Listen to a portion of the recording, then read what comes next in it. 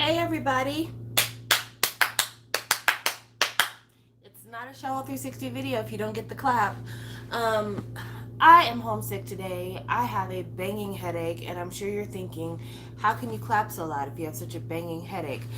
I can clap because I can control this. Other sounds really set me off today, so I am home because I cannot deal with an office setting right now. Also, this morning I had some real bad sinus issues. I made the mistake of being outdoors for more than an hour yesterday, and I don't know if I've talked about this on my channel before. I really feel like it's come up in conversation anytime I address me rubbing my nose. I suffer from terrible allergies, and I'm allergic to so many environmental things. I'm allergic to dust, I'm allergic to pollen, I'm allergic to mold. I just can't take it. And I had a meeting for my job, and the meeting took place outside. It was a hour and a half meeting that took place outdoors, and I just got the brunt of it. We were underneath trees in order for us to be shaded. It was a little bit cool that day, a little bit of a breeze, so the pollen coming off the trees and everything else, yeah, I just totally fucked my head up yesterday. And so this morning it was rough, and I just could not bear to be in my office today. So I'm at home, but since I'm at home, I thought this would be an excellent time for me to work on populating my Kcollect app. And let me just tell you something. This proves that I am an old person when it comes to the YouTube and the K-pop collecting community, because I didn't know anything about this Kcollect app until different people that I follow on Twitter were like, hey, find me on the app. This is my username. And I'm like, what is this app? What is this about? What are we doing here? Tell me about it. Nobody invited me. So I went ahead and I installed the app, but I had to wait. I could not install it right away because, like with most cool things, it goes to the iPhone elitist first, and then it lands in the Android hands. And I am a consistent Android user. I don't know. All the iPhone stuff is so pretty and so nice. Hey Jazzy, hey Sarah, and I love that you guys have that kind of fun. But as a person who grew up using Windows, to me, Android is the most comfortable format that you can have.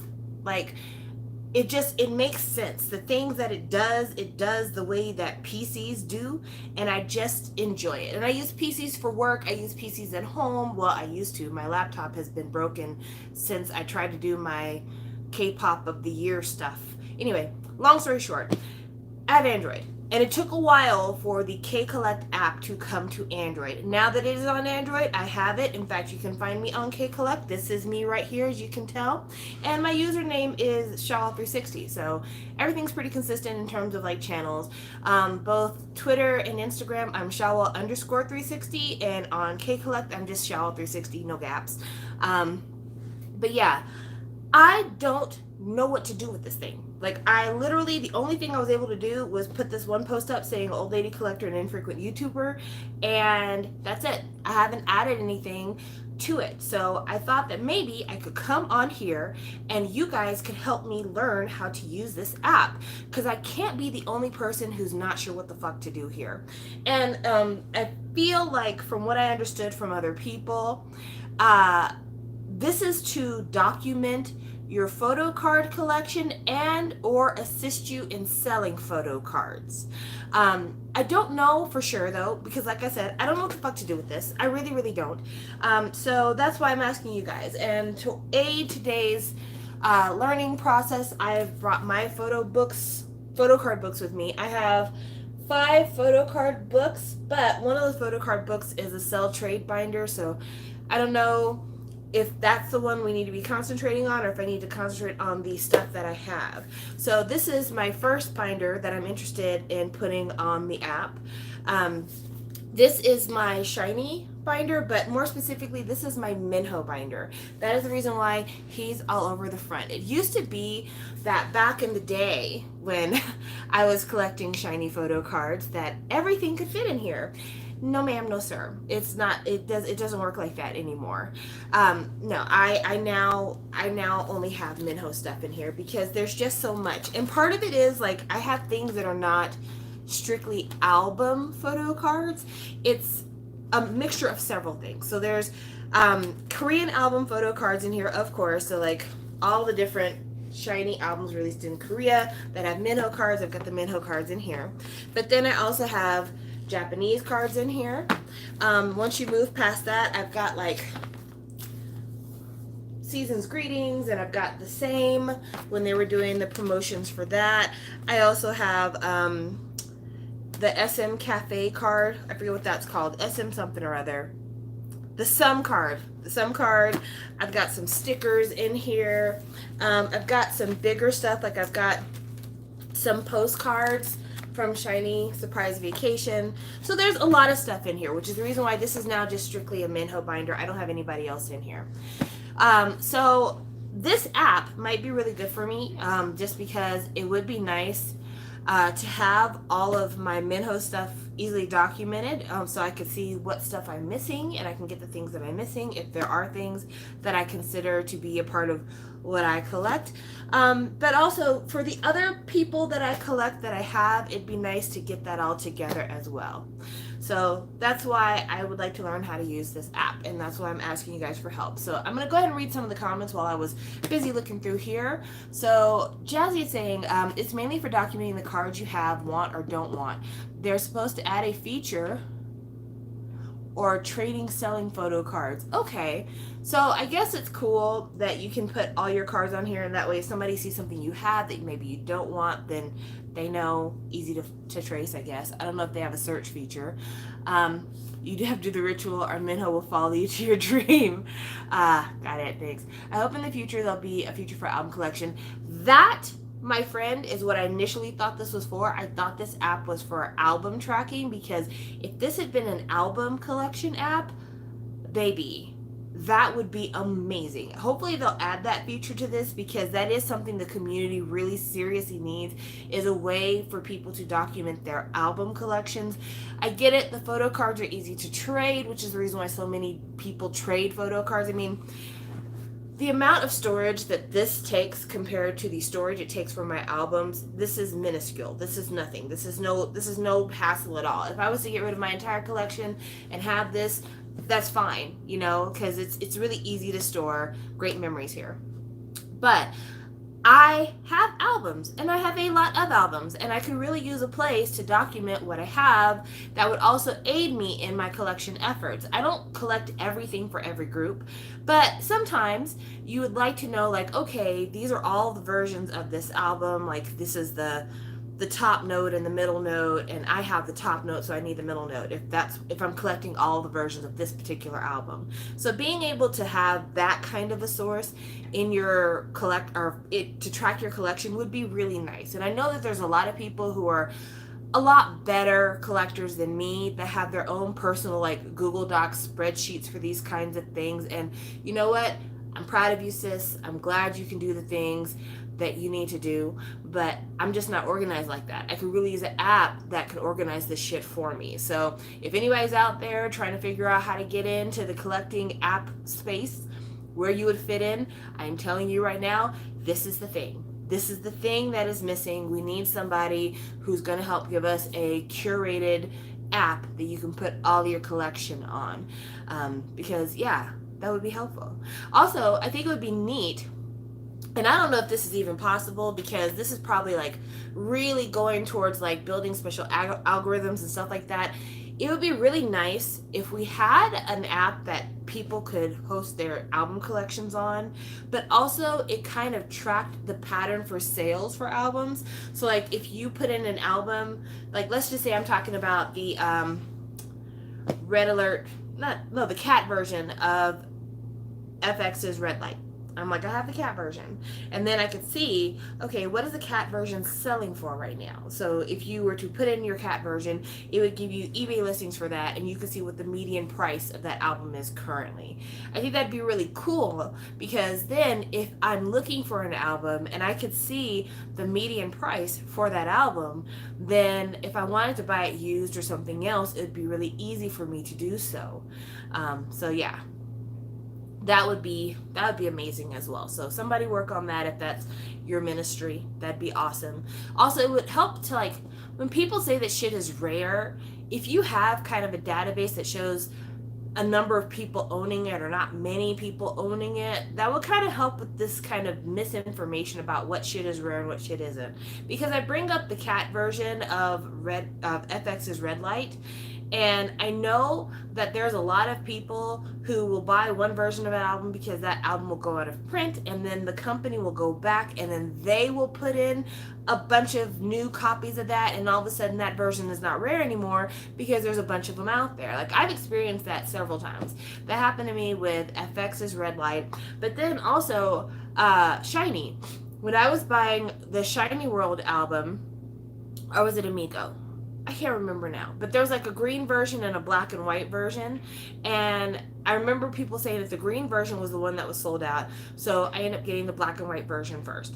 And then people were like, no, the black and white version is the one that sold out, go ahead and get the green version. And you know, how am I supposed to know these things? It's very difficult because you're going by secondhand information. Another thing that would be really nice to track, because this is coming up more and more now than it ever has before, if you could put in your albums that you have in your collection, being able to put in which albums come with photo cards and which albums only come with photo cards that are first press. Hold on a second, let me take some of my coffee and I'll tell you about that. Oh, my head is starting to hurt again. So, when I bought Young Forever by BTS, I bought it in first press.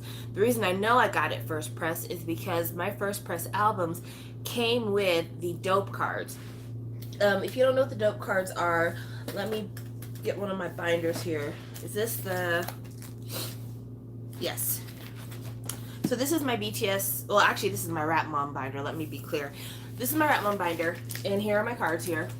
This card right here, this one, is a picture from the Dope music video, and that video was from the album previous. And then when they did Young Forever, they did these special Dope cards for the video, or for the first press. So here's the card in the front, and then here's the back, and you can see it says Young Forever. And I actually got this card fairly early on in the game, so lucky me. But that card trades for a little bit more now, and so it would be nice if that was a part of the app. You know, that's something that a lot of people would like to have consolidated places, because I mean, if I wanted to know what came with what, there are obviously places online where you can go and find this information, but usually they're dedicated to a single artist. So like, if I wanted to find information about Twice, there are plenty of Twice fan sites that will tell me, okay, this is this album, this is the repackage, these are all the songs that are listed on every single album, this is what the covers look like, this is how many versions there are. Like, you can find that information, but there's not one central hub to find that information, and that would be really nice to have if you're maybe a more casual collector, or maybe you're a person who's a multi-fan and you don't know all these little things because there's so many groups that you're trying to keep track of. So that would be nice to have. It would be nice to have a repository where you can find out, okay, if you have the first press version, it comes with this.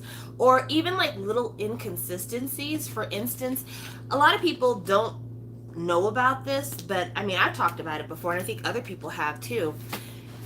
So Taemin's first mini album, Ace, is his first album, whatever. The title track, Ace, there is a lyrical difference in the first song depending on what press you have. And I've talked about it before, and I know other people have mentioned it before. So I have a version that says, I want to be your only ace. And then I have another one that I think it says, I want to be your only one. And I remember the first time I heard that, I'm like, why are these different? And other people who had it were like, I don't have that difference in my copy. And I'm like, interesting. So things like that are also kind of a big deal, you know, especially if you're talking about not just like lyrical things, but if you're talking about inclusions. If you buy a later version of Dark and Wild, it doesn't have an advertisement for the BTS anime, which was advertised in the first press version of Dark and Wild. I'm sorry, I'm spitting all over the place. If you're buying Big Bang, if you get the first press version of the Alive album, it's made out of steel. If you get the second press version, it is made out of cardboard. So little things like that, that if you are really concentrating on a fandom, you know, but if you aren't concentrating on a fandom, you don't really know. To have those all in one place would be really nice. So that's what I would like to see in an app. But I'm wasting my time here. We really need to get to adding things to our Kcollect app. So let's turn on our cell phone here. That's my little girl. That's my Stepsters. Isn't she the cutest? I love her. She's the best. Makes me happy every time. And let's just start adding some cards. So now I'm on the front page. What do I do next? Okay, so there's a home. There's this thing here that I guess looks like a card. There's this kind of thing that looks like a comment, and this thing that looks like a person. So I went to the thing that looks like a Polaroid, and it's got companies and artists. So I guess I'm going to go with artists, and then it's in alphabetical order. I know it's so hard, you can't really, it's in alphabetical order, so numbers first and then letters. Let us go to BTS. We're gonna go there because I feel like they'll be the easiest ones to populate, right? All right, so Dark and Wild, no, Are You Late Too is the first album that has photo cards. If you go to Too Cool for School, it should say there's no photo cards there because there are no photo cards. So let's go to Oh, Are You Late Too? And it's got this right here. There you go. And it shows you all the photo cards, I guess, that you should be able to collect. So we're going to add on the Rapmon card because I have that. Oh, when you go to, okay, so each card here is listed, or there, and there's a plus sign in the corner, as you can see. When you tap on the plus side for a card, it says need or have. So I'm going to click have for that because I do have that group card, and so there's that. All right, so I guess we finally added some content to our collection. Now, and I'm going to go ahead and follow BTS because there might be more cards that I want. I don't know. But I'm wondering if you follow me on here, or if I was to follow somebody. By the way, everybody in the comment section, not in the live chat, but in the comment section, if you're on this app, leave your username so I can try to learn how to find you guys because I don't know how to find you yet. So I went to the people portion, and so now I'm at the, I clicked the people icon on the bottom here, this people icon. So I've got this square here, which I guess shows all the things that I chatted about. And then this over here, which looks like a Polaroid, I guess shows what cards I have.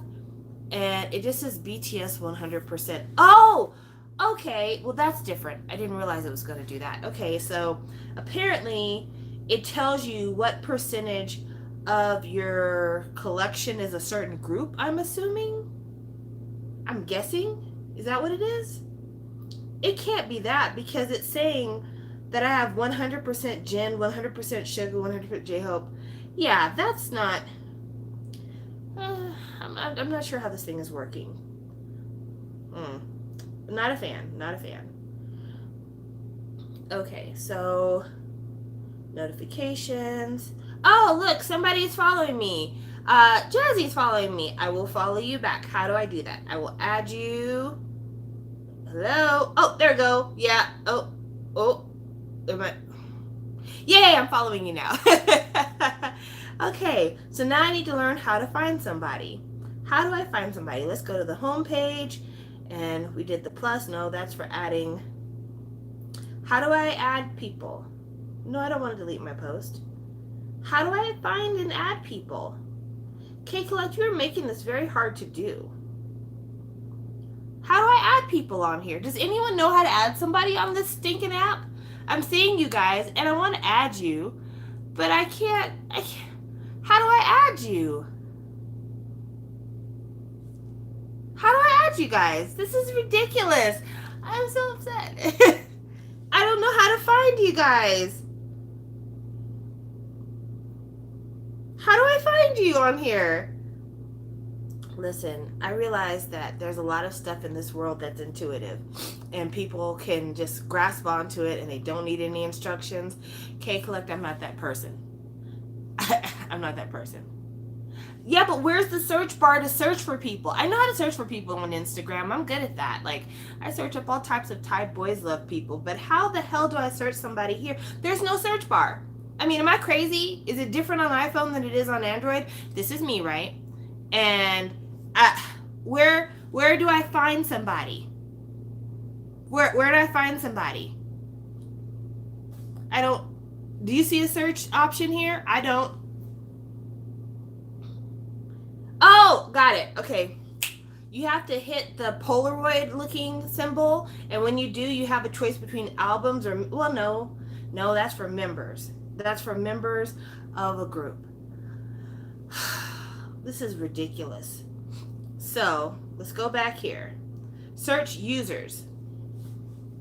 I don't like this. I don't like this. Okay, so you have to go to the Polaroid and you have to go back to the original search screen for collections, and it has companies, artists, and then you can search users. So now that I've got that, I'm going to go back here to see your usernames and see if I can add you guys, because you know what? If this is what makes us closer as a family, I'm willing to do those things. One room discos. Oh, there you are. Easy to find. I will follow you wherever you may go. There isn't an ocean too deep. Soling. Found you. And I'm adding you. There you go. So I finally added some people. I don't know if that does anything, but we did that. So now I've got 3 friends on the app. I'm so excited. And yeah, like I said, if you'll add your name in the comment section, I will follow you on this app, because I mean, it doesn't seem like it's gonna hurt anything, but I still don't like the way this works. I get that they're trying to make it compact, but I really don't like the way it works. All right, let's go back to BTS here. BTS. And then you have albums or members. Let's go to members, because maybe members is a better choice, because I already have a binder full of one member. Well, no, you can't. Okay, I thought that if you went to members and you clicked a member's name, it would show you all the members' photo cards. It doesn't do that. It just tells you when their birthday is. All right, so back to albums. Let's go to School Love Affair. Set A, Set B. That's right, because they're tickets.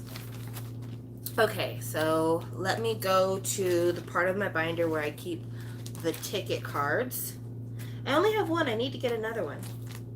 If anybody has the Set A ticket photo card for Rapmon, hit me up. I'm willing to pay a fair price for it. But let me go ahead and add that here.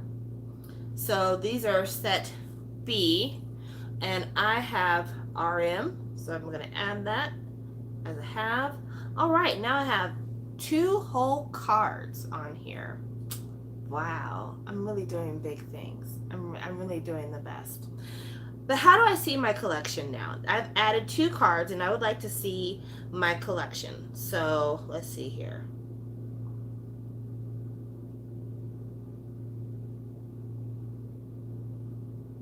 So there's me. Then there's photo cards. Oh, okay. Wait a minute. Is it saying I don't own all these cards? Okay, I've got to undo that. Oh, all right. I don't like that. Okay, so when I went to Oh Are You Late To, and I added the Rapmon card and I added the group card, because every album comes with the group card. The reason why it's showing that I have 100% of every member of BTS is because when you get a group card, it automatically says you own 1 card from every member. I don't think that's accurate. I mean, maybe it's just me, but I don't think that's accurate. I think there should be every member, and then group should be like an additional member. That way you can be like, this is a group card, as opposed to I have 1 card from every single person. I feel like that's very misleading. I'm not a fan of that particular feature. You guys tell me what you think. It's just, for me personally, I think that that's misleading. So we've done that. So now we have 2 cards on here. Okay, now let's try finding shiny cards, because one complaint that I have heard from people who are older collectors, my range, second gen fans, is that there are a good amount of the cards registered for 3rd gen and 4th gen, but 2nd gen is virtually non-existent. So I've got my Minho binder here. Let's look up shiny and see if we have anything for shiny. There we go. There's shiny. Shiny world. And this was from the Lucifer album? Wait. Yeah, from the Lucifer album. So let's find the Lucifer album. It was the first shiny album that had photo cards. Alright, I can see my Minho card here. Oh, I found another flaw. Okay. So another thing that I don't know if this is something that will be different. So I have the Lucifer card here. And I was able to add it to my collection. But yeah, there's a lot of albums missing from here. Is there an option for users to add albums? Like the albums that they have for Shiny are Replay, The Shiny World, Amigo, and Amigo's on there twice. One for Japan, I think, and one for Korea, which I don't know why they're like that. The Romeo album, 2009 Year of Us, Hello is on there, and then it's got like 3 more Japanese albums. None of the new Shiny albums are on here, which is disappointing. I don't know why they wouldn't have that. My username is my username, Shawall360. But yeah, like, there's so many more cards that I have for Shiny that I'm not going to be able to add to my collection, and that's disappointing, because I have a lot of cards after. I mean, the Sherlock's not on there, Misconceptions of You, Me, Us, Everybody, the Odd albums, the Married to the Music, One of One. None of those cards are there. Okay, so it's a 2-person team and you have to contact them. That's not cool. That's not cool. I mean, I'm not saying it's not cool that they're doing this. I'm saying that it's not cool that 2 people are expected to update the listings for hundreds of groups and thousands of albums and tens of thousands of photo cards. Like, that's a lot of work for 2 people. That's a ton of work for 2 people. It'd be nice if maybe they would, get in contact with some fandoms to help them get this completed. You know what would be a good way for them to help get some of this completed, even though the forum is not as active as it used to be? I'm still a registered member of the photo card forum, even though hardly anybody ever goes on there anymore. But the photo card forum is an excellent place to source photo card images and listings for things. It was one of the, before there were apps, there were forums, and that was a forum that you could really sink your teeth into if you're a multi-stan, because they had a lot of different collections there. So maybe if they could get some of the forum admins to help them out with populating this app, that'd be really nice. Because right now, yeah, there's so many cards that I would love to put on here, but I can't because I'm a 2nd gen person. And yeah, like, I don't even know why Replay is on here, because Replay doesn't have cards. Amigo doesn't have cards.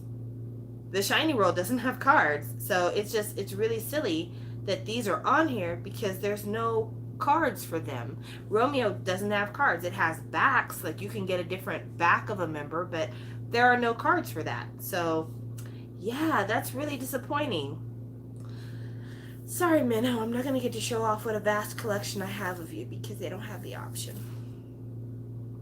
Muy triste. I will add the ones I have, though, because, I mean, I did have Lucifer. I did add that. The Japanese... Oh, gosh. Okay, so the Japanese Replay does have photo cards. I do have a Minho card from the Japanese Replay. The Japanese Juliet also has a photo card. The Japanese Lucifer also has a photo card, and they're not on the app. It says could not find any cards.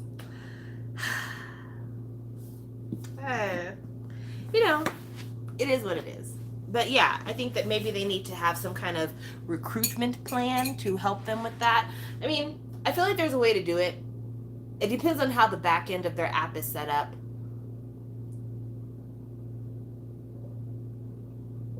So like, if they were to reach out to like an admin of a fan site and be like, hey, can you help us out with this? We're going to give you admin privileges for this one specific group so that you can add their content to the app so that the fans can actually utilize this part of the app. That'd be great instead of relying on two people. We're talking about the Kcollect app, Stephanie. And I'm going to go back to the home screen so you can see what we're talking about here. So the app is called Kcollect, K-Collect, and it is an app for you to document your photo cards. And I'm just going to tell you, Stephanie, because you're also a second gen stan, second gen listings are looking super rough. They're looking very, very rough.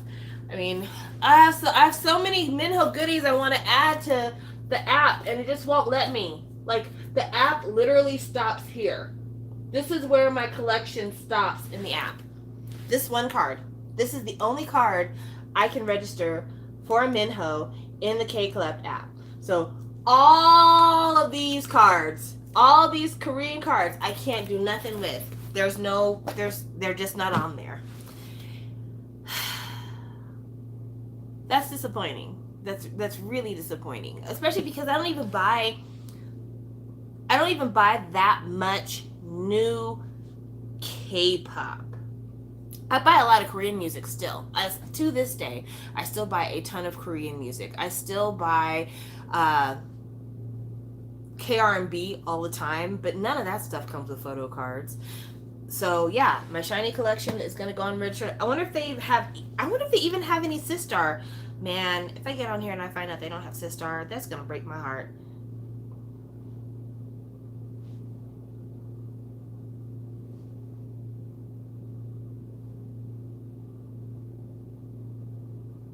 So they have the albums. So hopefully one day they'll let you add the albums, because that would be great if you could start adding your albums. I feel like the fact that all the albums are listed on here means that they know that that could be a good add-on if they get more server room. But yeah, you go to Shake It and it says we couldn't find any photo cards.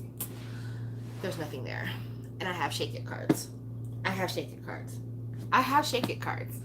I have a Shake It card. I should be more clear about that. But I have a couple of Sistar cards. I have a card from Shake It. I have a card from Touch My Body, Touch and Move, and I have a Sweet and Sour card. So, and I have a card from their last album.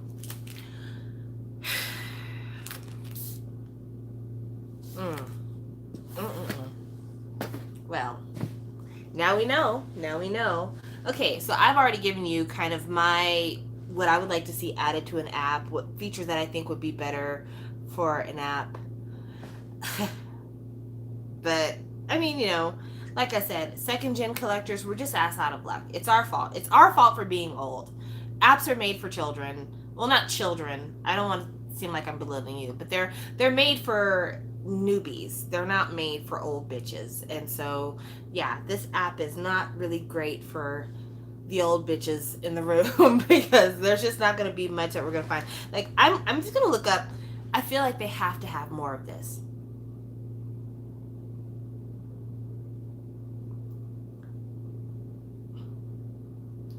I'm just going to check to see if they don't have them. Wow. Okay. So if you try to search up SNSD, that's not on here. They have Girls' Generation, but they don't have SNSD. So it looks like they have most of their albums, most of their Korean albums, and a couple of their Japanese albums. But a lot of these albums are albums that don't have photo cards. If you go to O, there's nothing there. If you go to Hoot, there's nothing there. So they don't have any Girls' Generation photo cards. Wow. Okay. Let's try something else. Let's try another more recent group. I'm going to try ATs because I actually have a couple of ATs cards. So I feel like they should be in here. They should be in here. Okay, so they have all of ATEEZ's catalog, including their Japanese catalog. All right. So let's try for Treasure episode 1. All right, they do have some cards here. Good to know. All right, so yeah, this is absolutely made for younger collectors. It's not really made for us old ladies. So, what are you gonna do?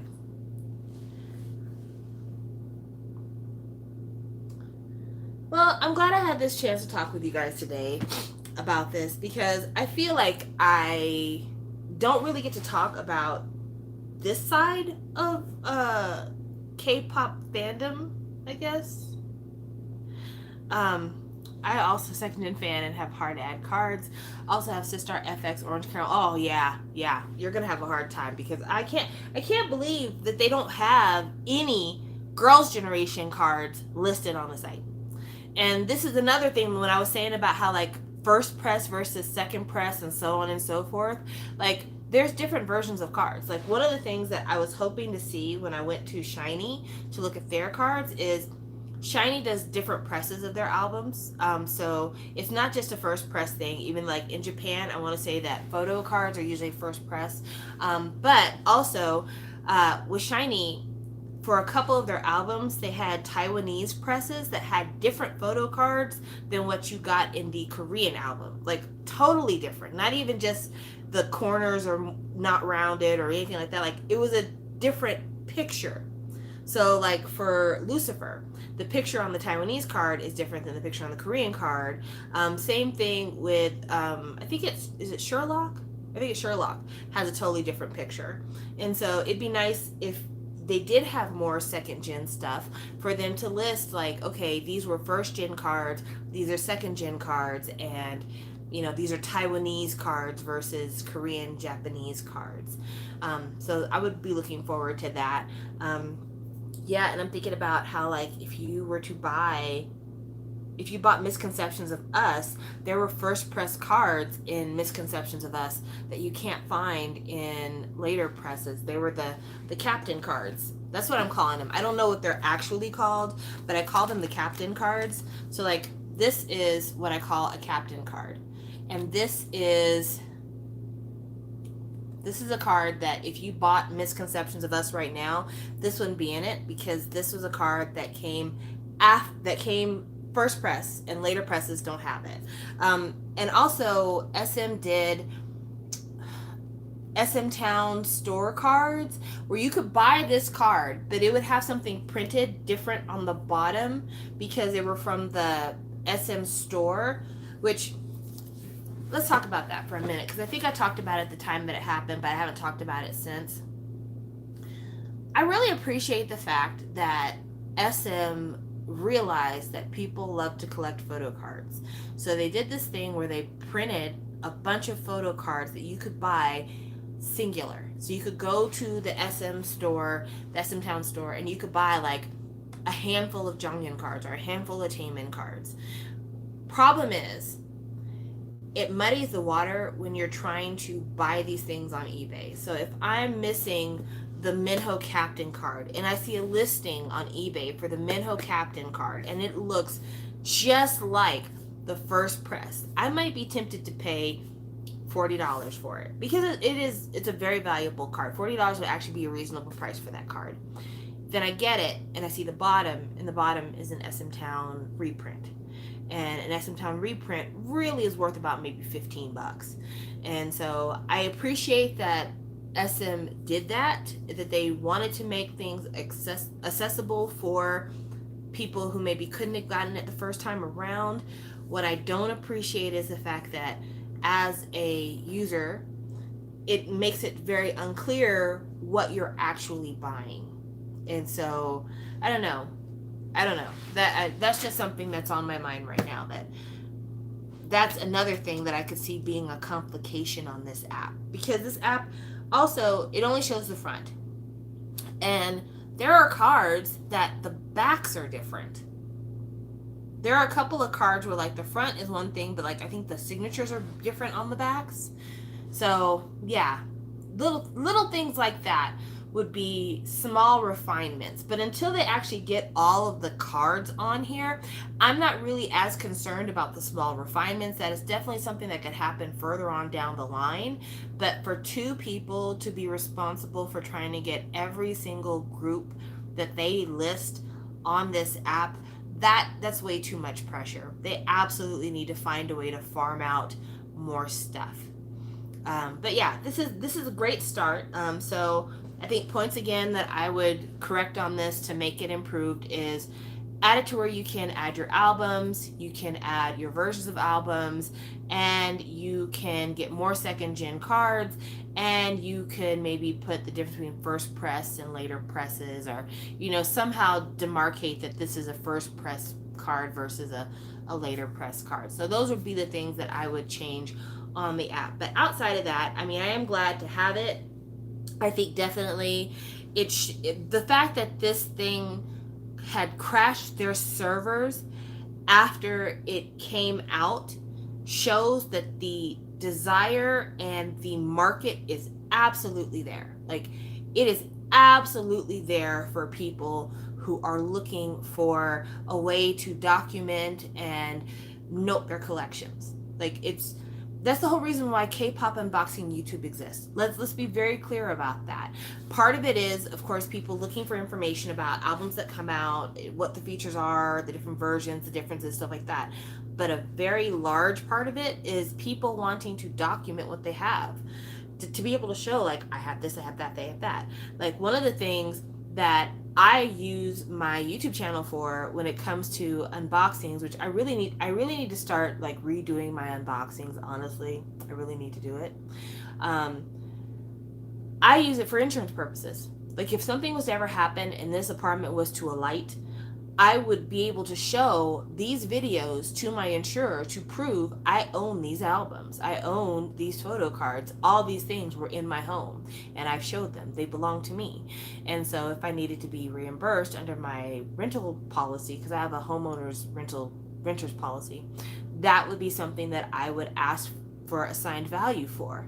So yeah, I think it'd be great to have a place where you can document all that stuff and, be able to possibly print out a list at one point if you needed to, or export a list if you needed to. Like, I could see some big things going on. I hope that the people who run this app will find advertisers for their app as well. Right now, this app is very clean. There's no advertisement, nothing on it. And while I do appreciate that as somebody who's tired of apps or advertisements, at the same time, I think that they need to be making money off of this, and not making money off of this just to get fat and rich, even though you deserve, because you came up with this and this is something that should have been made years ago. You deserve to make money off of this so that it's not just two people trying to update this app. That way you can afford to hire staff to help you update this app. That's what the money really does. The money gets used for reinvestment, refinement, increased features, all of that stuff. That's the reason why the Amino app got as huge as it did. I remember when the Amino app came out. Well, I feel like that's wrong to say because there's so many different aminos. So it's like, but we're just going to say Amino app just to be general. When the Amino app came out, so many people flocked to the Amino app because they were looking for a social media platform for fans of these groups. And I feel like just like that, there's a lot of that for collections. So yeah, make your money. I think that'd be great. I think it'd be if K-Town for You, Choice Music, Music Plaza, Grape Music, and K-Pop Market 01 were to all get together to help sponsor this app, that would be phenomenal. Especially if they would hold giveaways on the app, or maybe they would make it to where, like, if you clicked on an album, it's like, don't have it, buy it here.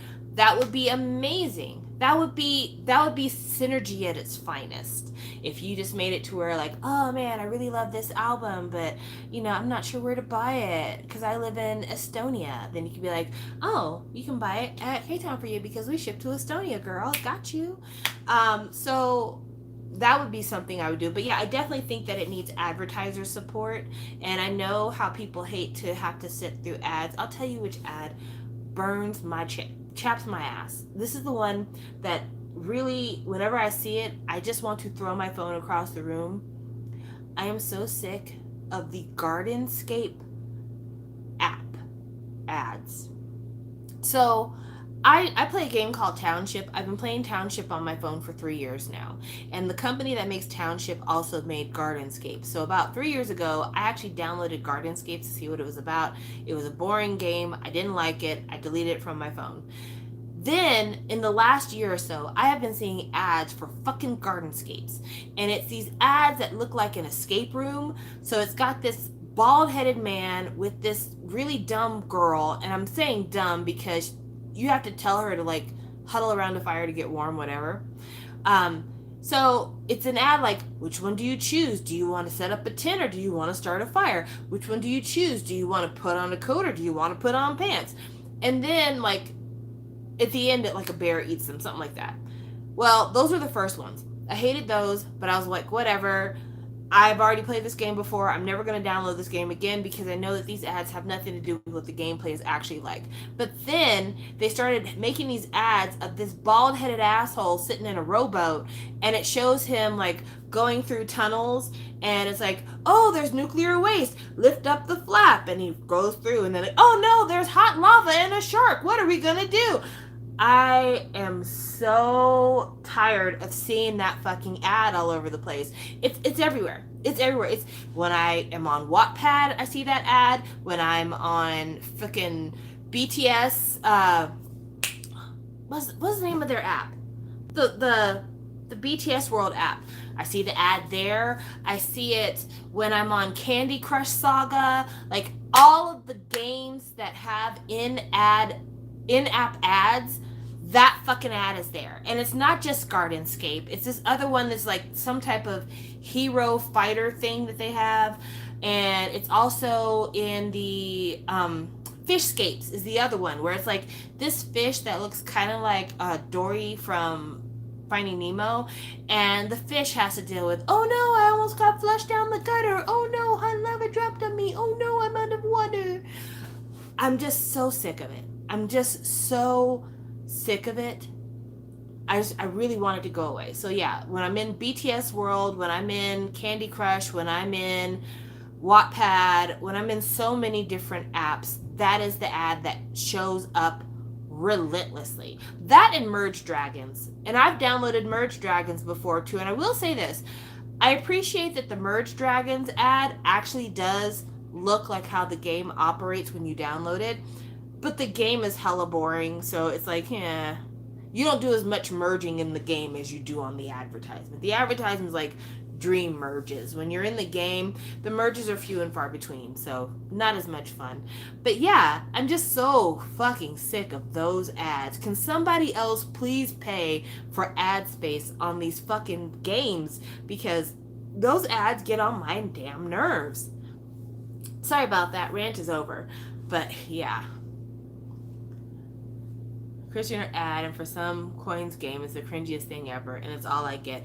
I don't know how they pick what ads you get, but I swear, like, I would go for anything at this point. I've gotten ads for like breaking news. I've gotten ads for Facebook. I've gotten ads for Audible. I've gotten a lot of different ads, and I'm cool if they're different. Like I will sit through your 15 to 30 seconds worth of advertisement in order to get to the next chapter of this Tharn type AU I'm reading. I don't care. It's fine. But to sit through the same 15 to 30 seconds of the same fucking ad every single time, I'm getting a little tired of it, guys. I'm getting a little bored of it. I'm getting a little... And I don't ever search up Gardenscapes, too. If it's based on what I search, it absolutely has nothing to do with what I search. And it's like, I don't want these things.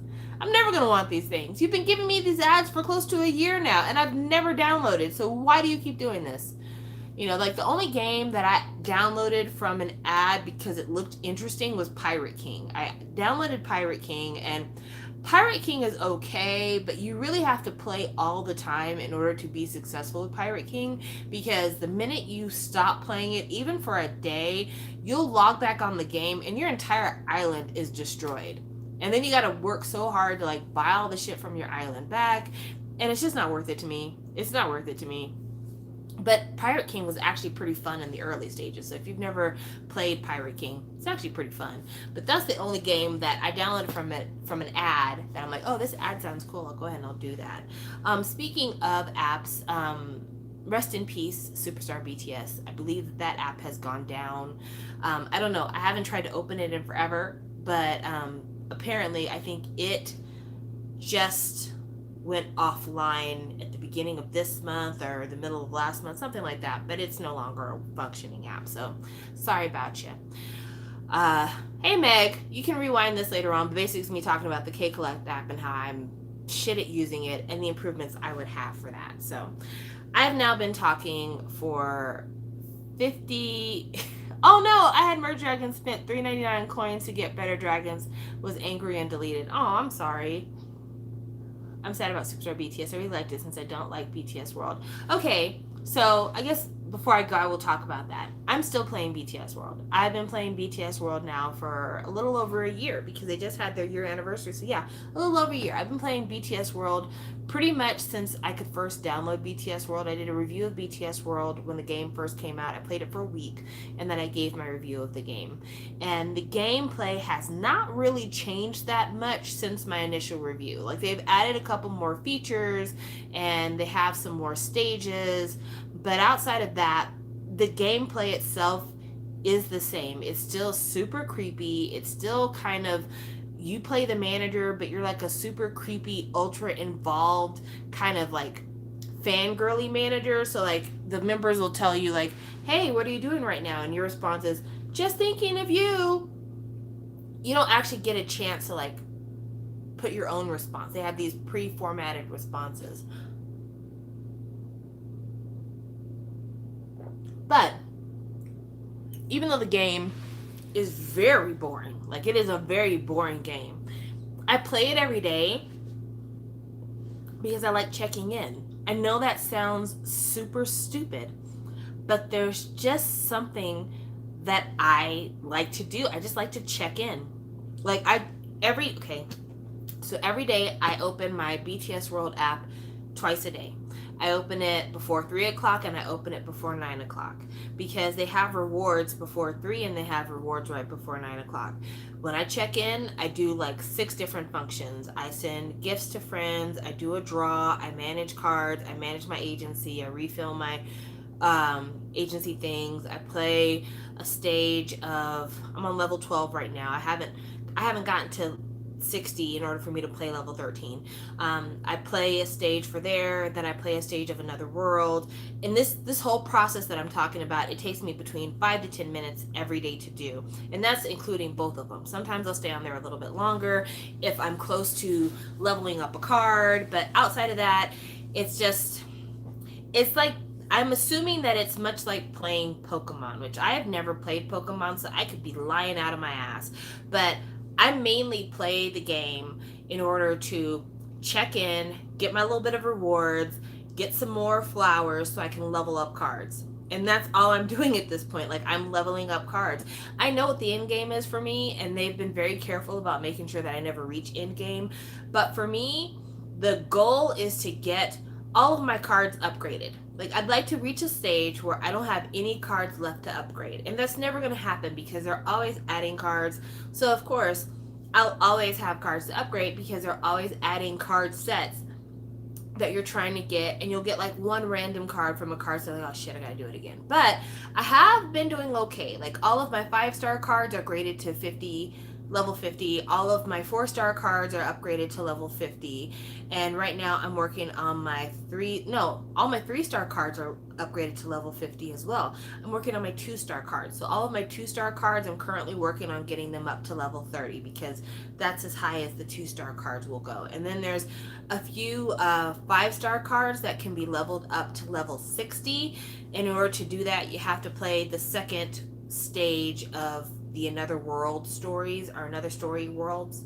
And I've managed to upgrade 1 card to level 60. And I've got 3 that I'm working on getting them to level 60, but it's very expensive. So yeah, that's what I'm doing right now. Is I am working on my BTS World cards, and that's it.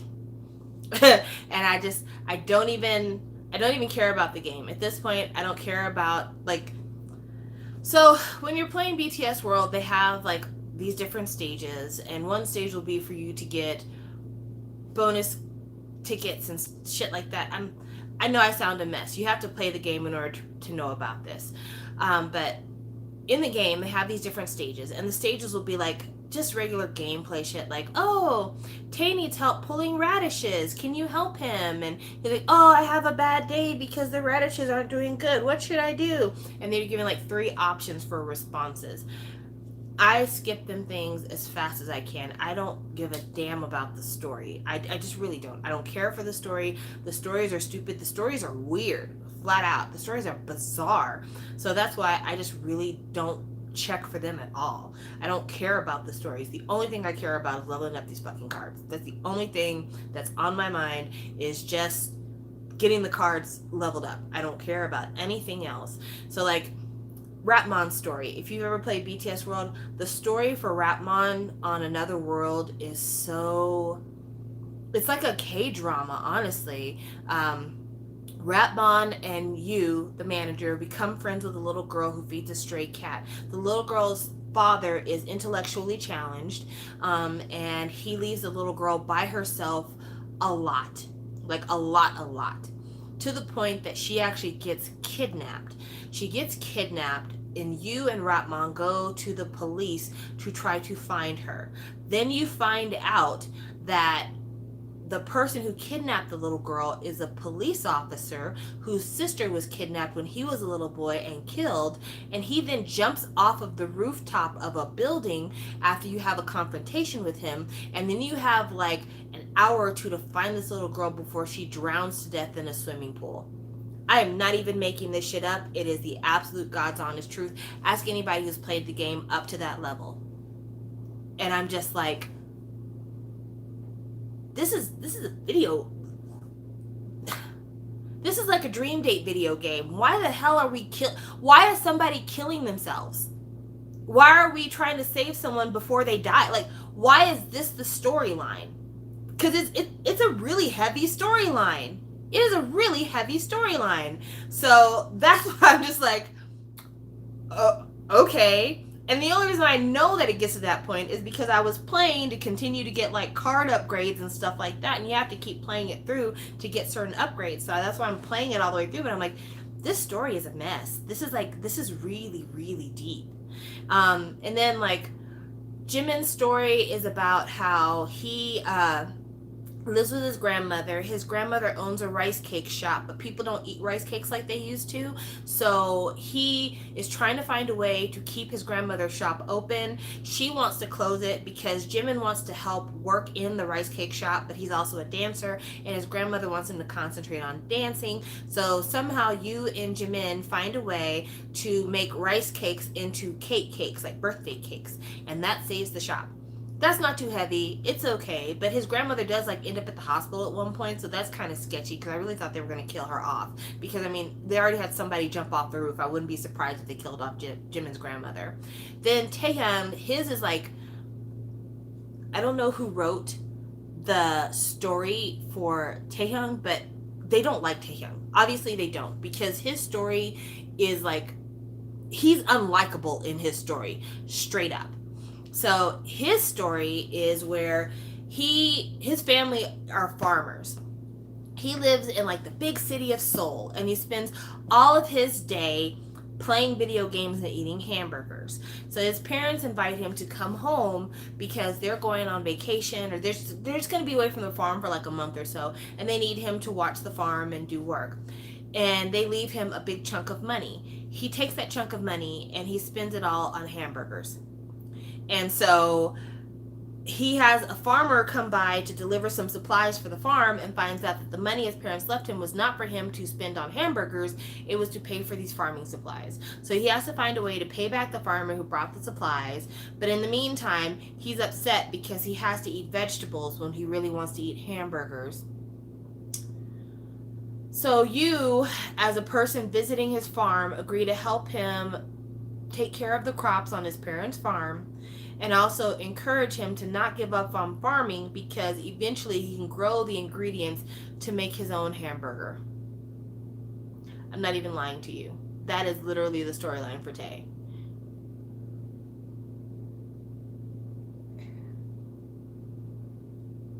What? What?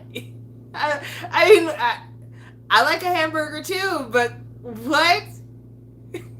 And he's so angry when you try to get him to eat vegetables. He's like, I don't like this. This tastes like grass. I want a hamburger. It's like,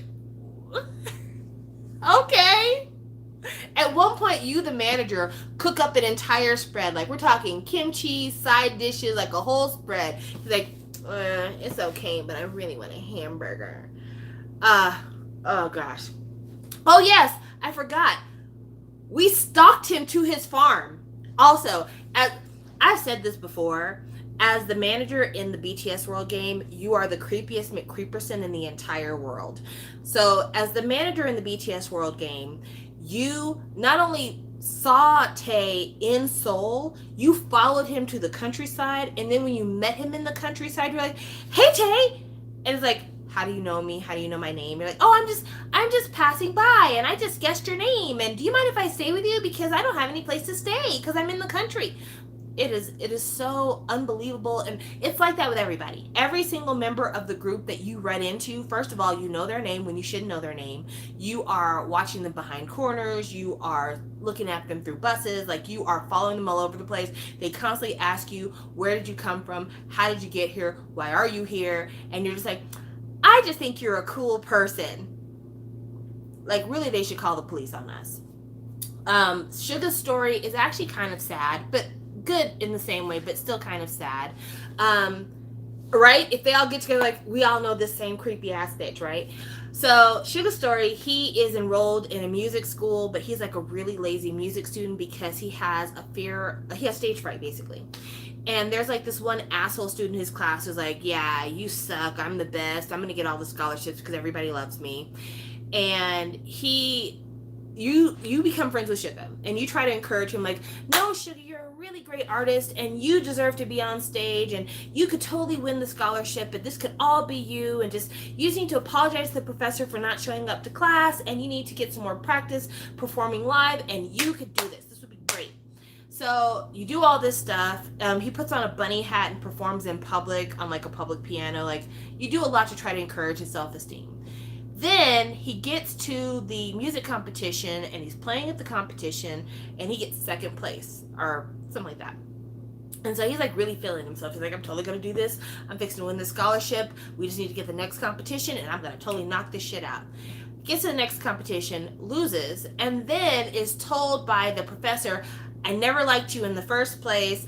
I only used you to make the asshole guy in your class try harder because he was coasting too much. Thank you for letting me use you. You fucking suck. You have no talent. And that's how Suga's storyline ends.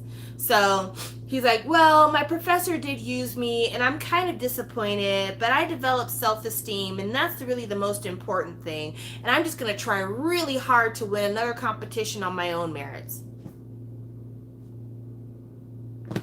So the villain wins. It's just like, okay, I guess that's what we're doing here. All right. So it's so weird. And then let's see. I did Rapmon, I did Tay, I did Jimin, I did Suga. So let's move on to J-Hope. J-Hope is a veterinary student, and he volunteers at the animal shelter, and one day he needs to draw blood or give a shot to a puppy, and he freaks out and grabs the puppy, leaves veterinary school, and then releases the puppy into the wild, which, as a veterinary student, you have to know how absolutely irresponsible it is to just be like, shoo, puppy, be free. I mean, as a non-veterinary student, I know for a fact you just dump a puppy into the park and be like, okay, see you later, friend, and go on about your business. But anyway, he does that, and this guy picks up the puppy and takes the puppy, and J Hope goes and follows the puppy, and I said puppy. Yeah, it's puppy. I didn't say wolf. I said puppy. So he goes and he finds the guy with the puppy, and he's like, "I want the puppy back." And the guy's like, "You have to give me $2,000 to get this puppy back. Some weird amount of money. But if you don't have the money, you can work for me. Also, I'm a pet psychic, and I can read the mind of pets, and I can tell what pets need. And a lot of times, pets aren't really sick; they have emotional problems, and they need somebody to talk to." And J-Hope is like, "You're kidding. I don't believe in that bullshit." And then he slowly starts to see like animals responding after the pet psychic has determined what they need. So he's like, "Oh my gosh, you could be a pet psychic. You can learn how to be a pet psychic. I want to be a pet psychic." And so he starts studying to become a pet psychic instead of going back to veterinary school. And then he finds out that the guy that he's following used to be a veterinary student, but like flunked out of veterinary school for some reason because he couldn't administer shots, or basically kind of the same stuff that J-Hope is dealing with. And so now they're like, "Do you want to come back to vet school? Because you can save the lives of dogs and cats and things like that by giving them the surgical things they need." And he's like, "I will do surgery one time, but I am never going back to vet school because I am still going to dedicate my life to being a pet psychic." And that's J-Hope's story. Again, what? Really? What? Why are we like this? This doesn't make no fucking sense. So then we have Jungkook Story. Now, Jungkook Story is like the most straightforward, made for TV, like happy ending story. So Jungkook is good at everything, and he is trying to join clubs at this new school he's went to. And he goes to these schools to the different clubs, and he's great at it. So he goes to like the music club, and he can sing like an angel, but he's like, "This is boring, I don't want to join." Then he goes to the cheerleading club, and he's great at doing flips and acrobatics. Like, "Oh my god, you should join, you're so great at this." Like, no, this is boring. So he keeps hopping from club to club to club. And finally he gets to the last club that's available, which is the Taekwondo club, which he doesn't want to join. And it's because he was a huge deal on the Taekwondo club at his old school, but then he got an injury, and he doesn't think he can ever perform Taekwondo again because he injured himself. And you, as the stalker manager, are like, "I believe in you. I will take you to the doctor myself. I know that you can do this because you've got it inside of you. You've got it inside of you." And we build up his self-esteem. Then come to find out that one of his opponents actually injured him on purpose in order to eliminate his competition completely. And when I'm saying completely, I mean like, I don't want to just injure you so that you can't fight with me in this match. I want to ruin this man's career so that he can never fight again. So you go to the doctor, find out he's good to fight, let's have a rematch, and he wins his rematch, and his pride is restored. Also, the Taekwondo club does like choreography in order to recruit new people to the Taekwondo club. So like join Taekwondo, and to show you how cool it is, we're gonna dance to a BTS song. And then they dance, and that encourages people to join Taekwondo, and it's happy ever after. So that one's actually kind of a normal story. And then like the best story to me, even though it is also the saddest story, but it's the story that I enjoyed reading, even though all these stories were whack, but it was the one I liked the best, was Jin's story. So Jin's story is him working at a hotel, and he is a terrible employee at this hotel. Like, he's just dumb. Like, they write him as an idiot. And we, being the stalkers that we are, we get an internship working in the kitchen at this hotel. And me and you and Jin, we all become friends. And there's a little girl whose mother owns the hotel, and she has been known to terrorize the interns. And Jin is tasked with watching her because no one in the hotel likes him because he screws up everything. So he is asked to babysit her, and if she doesn't like him, she'll have him fired. And at first they don't get along, but later on they do start to get along. And then he realizes this little girl is not a bad little girl, she's a lonely little girl, and her parents have divorced. Her mother doesn't have any time for her, and she never sees her dad, ever. And so he develops a plan to not only lavish her with attention, because that's what she needs, is somebody that'll give her attention and who's reliable, but also to help reunite her with her dad. And at the end of the story, he does reunite the little girl with her dad, and that helps to encourage him in terms of like, I did a really good thing being a concierge at this hotel. I think I want to do this full time. I want to make a living in hotelier services. And so, I mean, it's a pretty cut and dry story. Even though they made his character incredibly stupid, he was also very intuitive as a character. And so the happy ending that happened in his story, you were rooting for the whole time, and we're glad that it ended in a happy way. But yeah, that whoever wrote these storylines, I don't know if things are different in Korea than they are in America, but I was like, these are not good storylines. These are not good at all. And I think the storylines were so bad that they decided to not even continue on with those storylines. If you go to another story, World 2 or whatever, it's a completely different thing now. At this point, Namjoon is like a mystery writer, and he's trying to solve the mystery of the missing pianist, which is Suga, and he runs into all these other people, and it's a mess. It's a hodgepodge of all kinds of stuff. I don't even bother reading it because it's just such a fucking mess. But yeah, the storylines in BTS World are not good at all, and I don't know why they don't try to make them good, but all the more reason why I don't log on to that game in order to read the storylines. I literally log onto the game to get my fucking points so I can upgrade my cards, and that's it. That's it. That's all I want. I'm just there to upgrade my shit and keep it moving because the stories are bad. They're just bad. They're not good. You know, it's been a while since I've read them, so if I messed up any parts, I apologize. But yeah, for the most part, the stories are bad and they're boring and they're not worth trying to reread again. And yeah. I mean, if they release another BTS game, these games make tons of money, so I totally get it. I'm not opposed to it. But they're still upgrading BTS World right now. I think it makes enough money for them to continue to add content to it. But yeah, there are games that are made for limited use. There are certain games that you and I, me and you, as people who own cell phones, there are certain games that are made in a way to just be like casual play games. Like they're the kind of games that I'm bored, I'm just going to play this for a little while to like, you know, kill some time, and then I'll go on about my day. And I would say that like Candy Crush is that way. Like you try to beat a level and then you don't play it, and then you like, oh, I still need to kill some time, I'll play that, and then you don't, you know.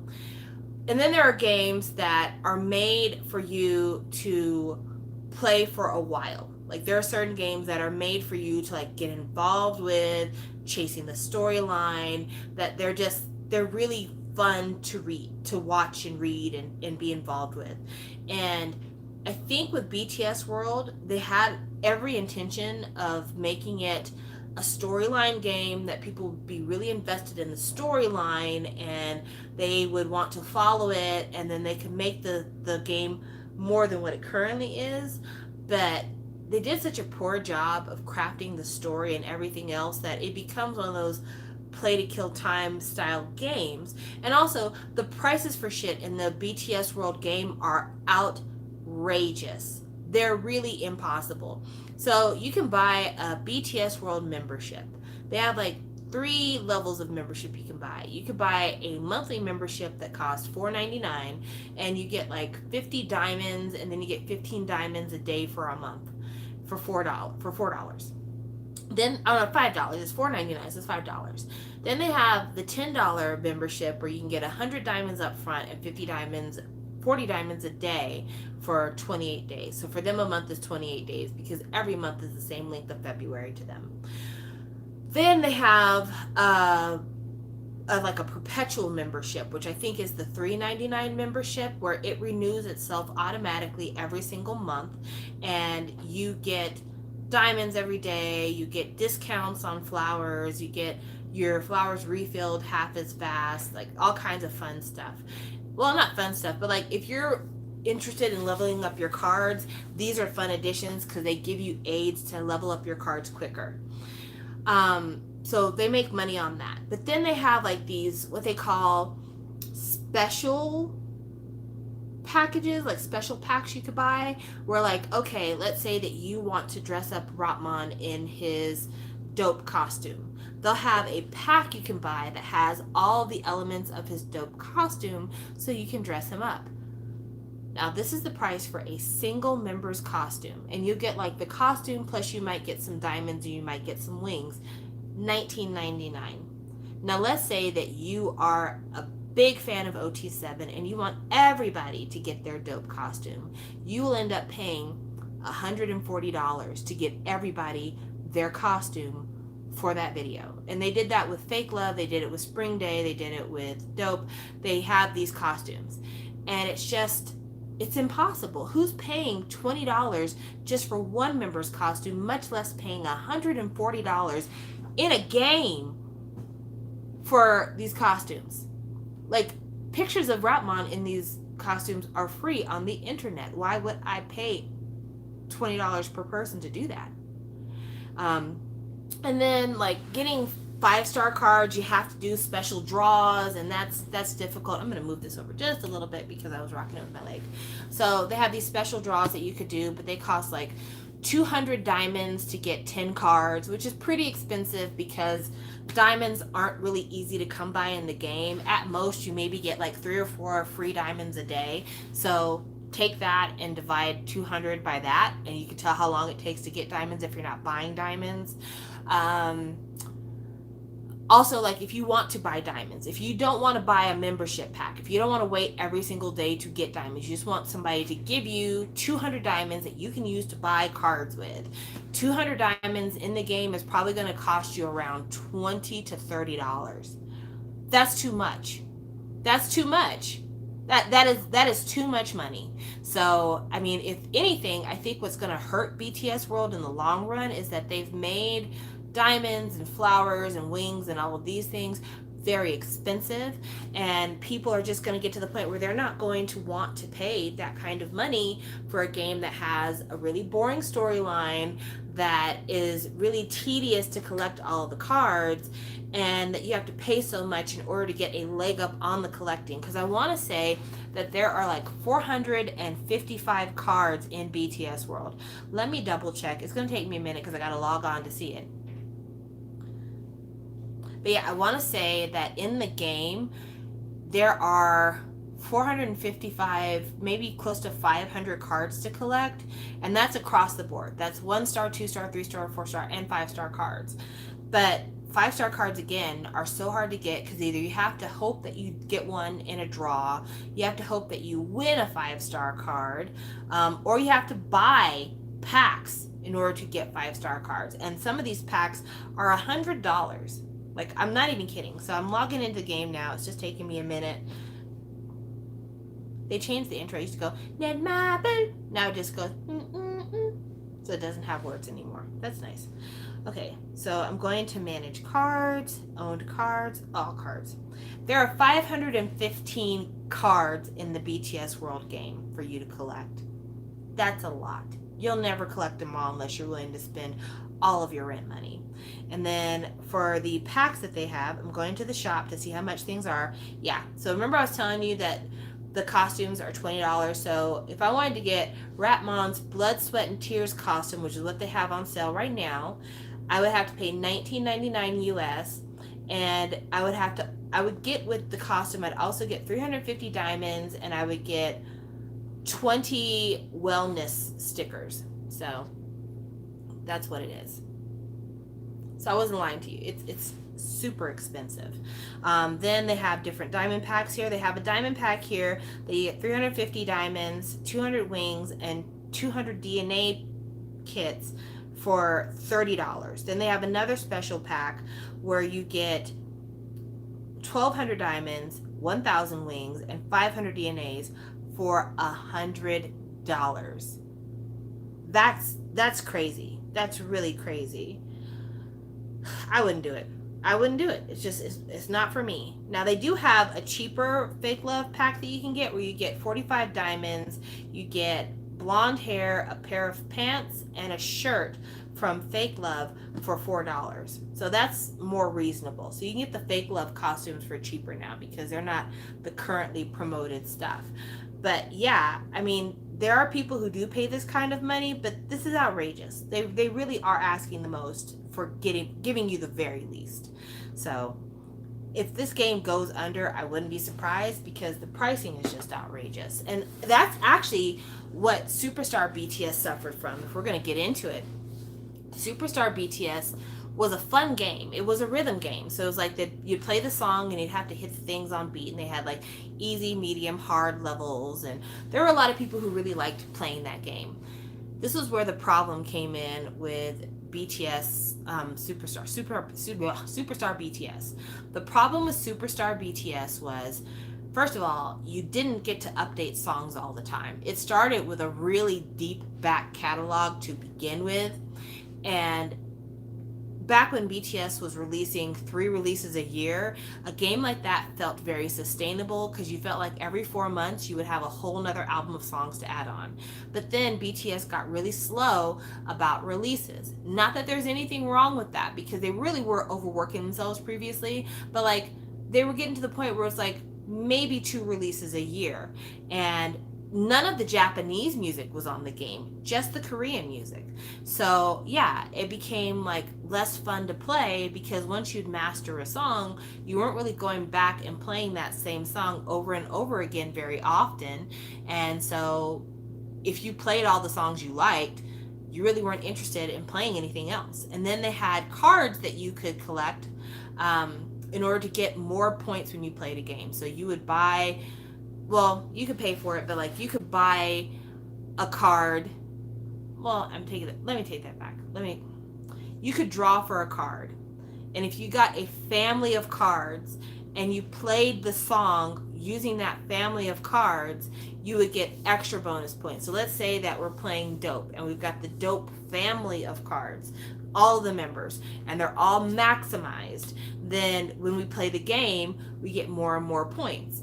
And so people were really playing the game to optimize these cards. But what they did in that game, which was super frustrating and made it to where I just stopped playing because I hated it. Say you wanted to buy a Dope card because I want to play Dope, I want to get bonus points, whatever. You'd get a Dope card, and then they'd be like, but you have Dope card standard. There's also Dope card Christmas and Dope card Easter and Dope card hologram and like all these different things. And it's just like, okay, so how do I get those? Well, this was a seasonal card. So if you didn't get it when it was being offered, you're not ever going to get it. Then what's the point of me playing this fucking game? If you're going to make cards that I can only get if I'm willing to buy them when they're in season, and then I can't draw for them ever again, then what is the point? What is the point? So yeah, you would go to look at Rapmon Dope card and there'd be like 5 or 6 versions of that same card, and you couldn't ever complete your collection if you didn't buy all those cards when they came out. And it would be $20, $30, $40, $50, $60 to buy all the cards when they come out. So it just wasn't any fun anymore. So I stopped playing it, and I had stopped playing it a long time ago. Then when I found out it was being discontinued, I was a little bit sad because, you know, it is nice when you can listen to the music. That's why Superstar SM does so well. But at the same time, I'm like, I wasn't playing this game, and it's going out of business for a reason. I'm willing to go ahead and let this shit go.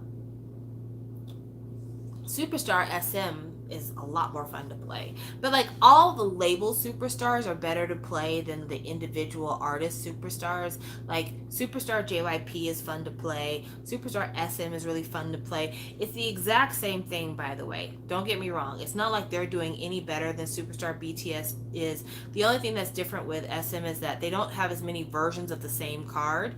But outside of that, like, it's still the exact same concept, because I want to say it's the exact same company that makes the Superstar rhythm games. But what's great about SM and JYP is that they have back catalogs for all of the artists on their label.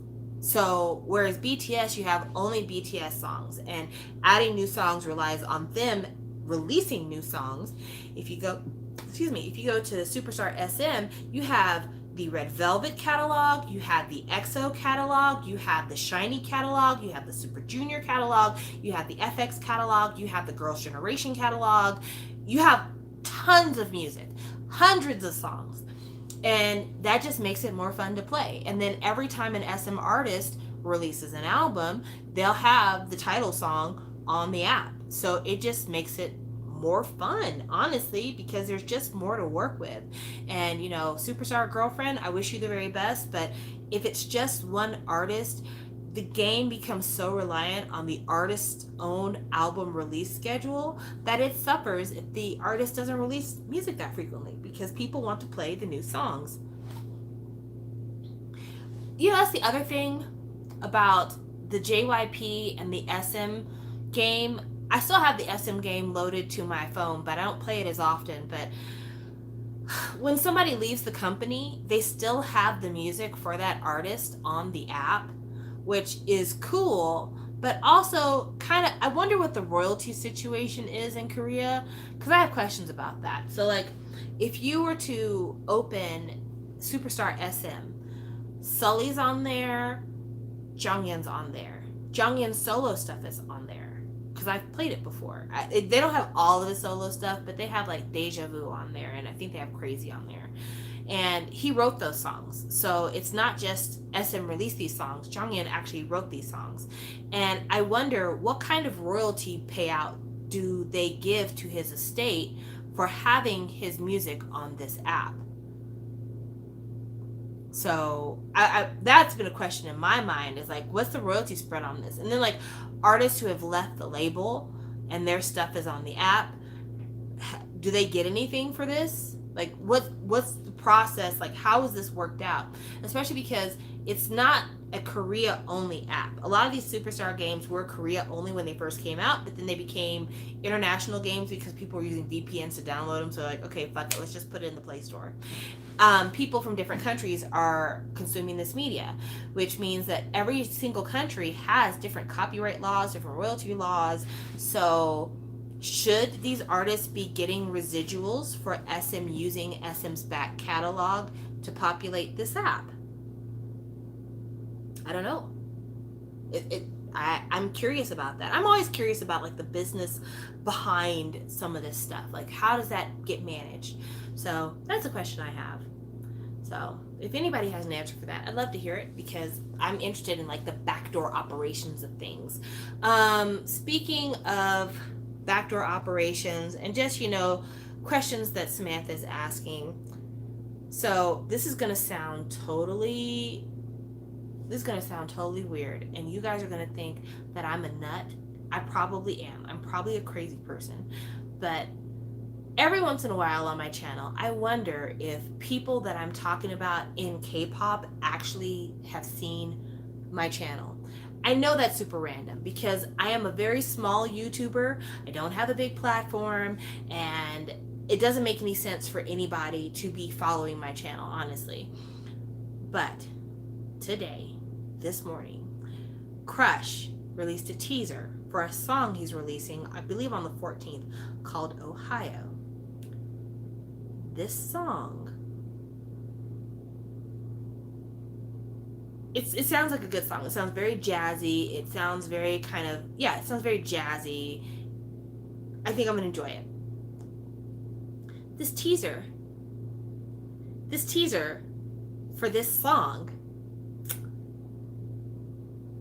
it shows him doing, like, the behind the scenes process of making the song. So it shows him, like, you know, with his crew and them singing background, and him, you know, doing all the different instruments and making the layers, which I'm surprised how much Crush does in terms of, you know, setting up his songs. Like, I thought that he hired musicians to help him, but he does a lot of this stuff on his own. So, I mean, kudos to you. At one point in the video, he does my clap. Now, I'm not saying that the clap that I do at the beginning of my videos is copyrighted. I would never say that. But I will say this. It sounded like it was my clap. It's like, when I first heard it, I went cold. I'm like, oh my God, that sounds like my clap. And so I shared it with Alondra, and then Alondra did this, I don't want to say montage, but she, like, did a comparison. And y'all, I feel like I might need to end my channel. Like, if he really has seen my channel, I have to get the fuck out of here. Like, I literally have to go away, because I can't have him see me. I can't have him see me. So I'm gonna turn on the sound so that you can see where it lines up. Alondra made this video for me. She's a doll. Okay.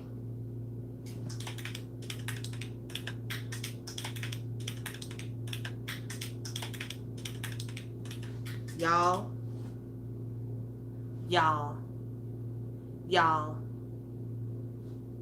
I mean, I'm not saying that my clap is unique in any way, shape, or form, but I just, please don't be watching me.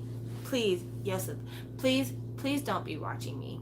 Please don't be watching me. I love you so much. I think you're so wonderful. I think your music is outstanding. I've enjoyed buying your albums. Please don't watch me. Please don't watch me. I am so the garbage. I am so the garbage. And I will die if you're watching me. I will spontaneously ignite. You cannot be watching me. I am no good for you. I feel like Amy Winehouse right now. You know I'm no good. You know I'm no good. Like, seriously, I went cold. I literally was like, he's heard me talk about his love life relentlessly. I mean, hopefully he never caught me on a day when I was really talking about his love life, because that would hurt my spirit. But if he did, he's heard me talk about his love triangle with Zion T and Dean. He's heard me talk about this fuckboy relationship that I believe he has with Sick K. About how he keeps Sam Kim on the sidelines. I'm so ashamed of myself. I'm literally ashamed of myself. Please don't be watching me. Please don't be watching me. Please don't be watching me. Oh my gosh. Oh my gosh.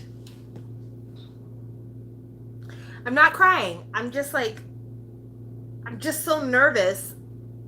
I mean, at this point, it's too late. It's too late. You've already seen me. I've already said what I said. I've already speculated what I've speculated, but I've talked about the Love Pentagon so many times, and I just feel like if he has seen me talk about it, I can never see him in concert. I can never talk about him anymore, because I'm just so ashamed of myself. But I mean, this is obviously me hyper reacting to something that is absolutely not a reality. Like, there's no way he watches me. That's just a very that's a very common clap. Everybody does it. Like, I remember doing that at high school football games when I was a youngster. So this is not a brand new thing. I didn't invent this clap, nothing like that. It just so happens to be that he did the exact same thing. And for a hot second there, I'm like, oh my God, please don't at me. Don't sub me. Please don't sub me. I didn't mean it. I'm so sorry. I'll never do it again.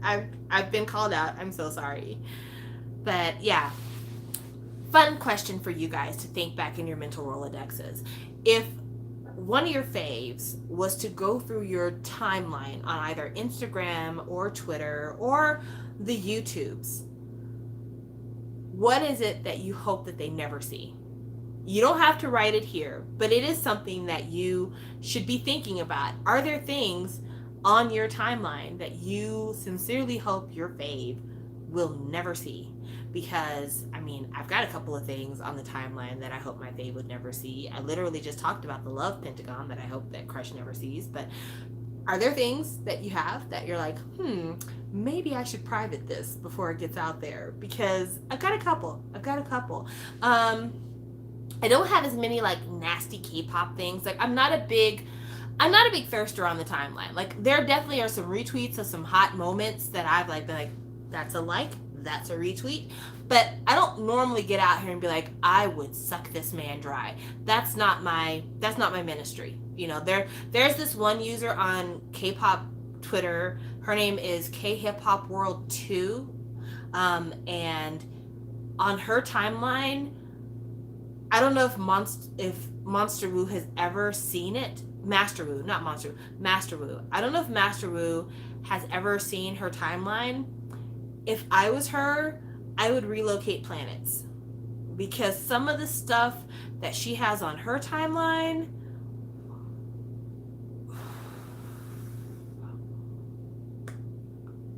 so Twitter lets you put porn clips on the timeline sometimes, and it doesn't always get flagged. And there have been some times where she has put some porn clips on the timeline and has followed them up with captions that are extremely descriptive, that I remember thinking, if Master Wu has ever looked up his name on Twitter and he has seen these things, I would just melt into oblivion. Like, I would just fail to exist. I would disappear. Because there's like one that I shared with my group chat, because I'm like, first of all, this clip is wow. But secondly, I can't believe she put this in public. So she was like, if Monster Wu would give me that dick, I would take it like this. Something similar to that effect. And it was a clip of a porn star shoving a prosthetic penis into her anal canal that was yay wide. I'm not kidding you. I'm not being exaggerative at all. A prosthetic phallus yay wide and about yay long. And first of all, I'm thinking, like, how have you managed to shift your organs in order to be able to do something like this? Because this seems like this would cause irreparable harm to your intestinal system. And number two, if Master Wu saw you say that you'd like to do this to him, he is shameless. Like, if you go to Master Wu's Instagram, he's pretty shameless. But would this be something that would make him blush? Because I know it would make me blush. I'd be kind of like, okay, and that's a block and a mute. Because it's a lot. And it's tons of these kinds of tweets. Like, her tweets, I still follow her on Twitter because she does have very good retweets, and she does a lot of K-hip-hop focused tweeting, and that's really nice to have on the timeline because it is a very small community. But at the same time, like, there's been a lot of, like, I would sit and spin on his dick, he could cover my face in semen, I would swallow him into my stomach, a lot of these kind of things. And sometimes 9 a.m. in the morning, it's a bit much. So yeah, there's some things on the internet that maybe I wouldn't want my bias to see. Heck, I know for a fact that I've written some fan fiction that I don't think that I would want my bias to see. I quit writing fan fiction many years ago. I've quit writing fan fiction. I think it's been close to 5 years now since I've written anything. And I stopped writing fan fiction not because I quit being interested in fan fiction. I stopped writing fan fiction because I read some really great fan fiction, and it just convinced me that Samantha, am not a writer. Like, I read some really fantastic stuff, and when I read it, I'm like, okay, so this is what talent looks like. What the hell am I doing? And I just stopped because it wasn't for me, and I wish that it was, because I'm a really good idea girl. Not to toot my own horn, but toot, I am such a idea girl. Like, I always have really good ideas for stuff. I'm not so much in the production of these ideas. I'm not the one who's like, okay, and this is how we go about executing these ideas. That's not my ministry. But I'm actually very good with coming up for ideas for things. And I had this idea for this fan fiction. I know for a fact I've talked about this on this channel before, so this is a repeat, but some of you are new, so maybe you've never heard me talk about it. I had this idea for this fan fiction. It was a Minky fan fiction. Super excited to do it. I had started on it, and then I realized, like, 3 chapters in, I was way over my head and just did not have the skill, and I threw it away. I totally threw it away. But yeah, I wrote a few fan fictions for Shiny that aren't super graphic. I never wrote a fan fiction that was like, oh, no, don't let me lie. Don't let me lie. There was one, but only one. Okay. oh my gosh. I forgot about that. Oh no. I forgot about that.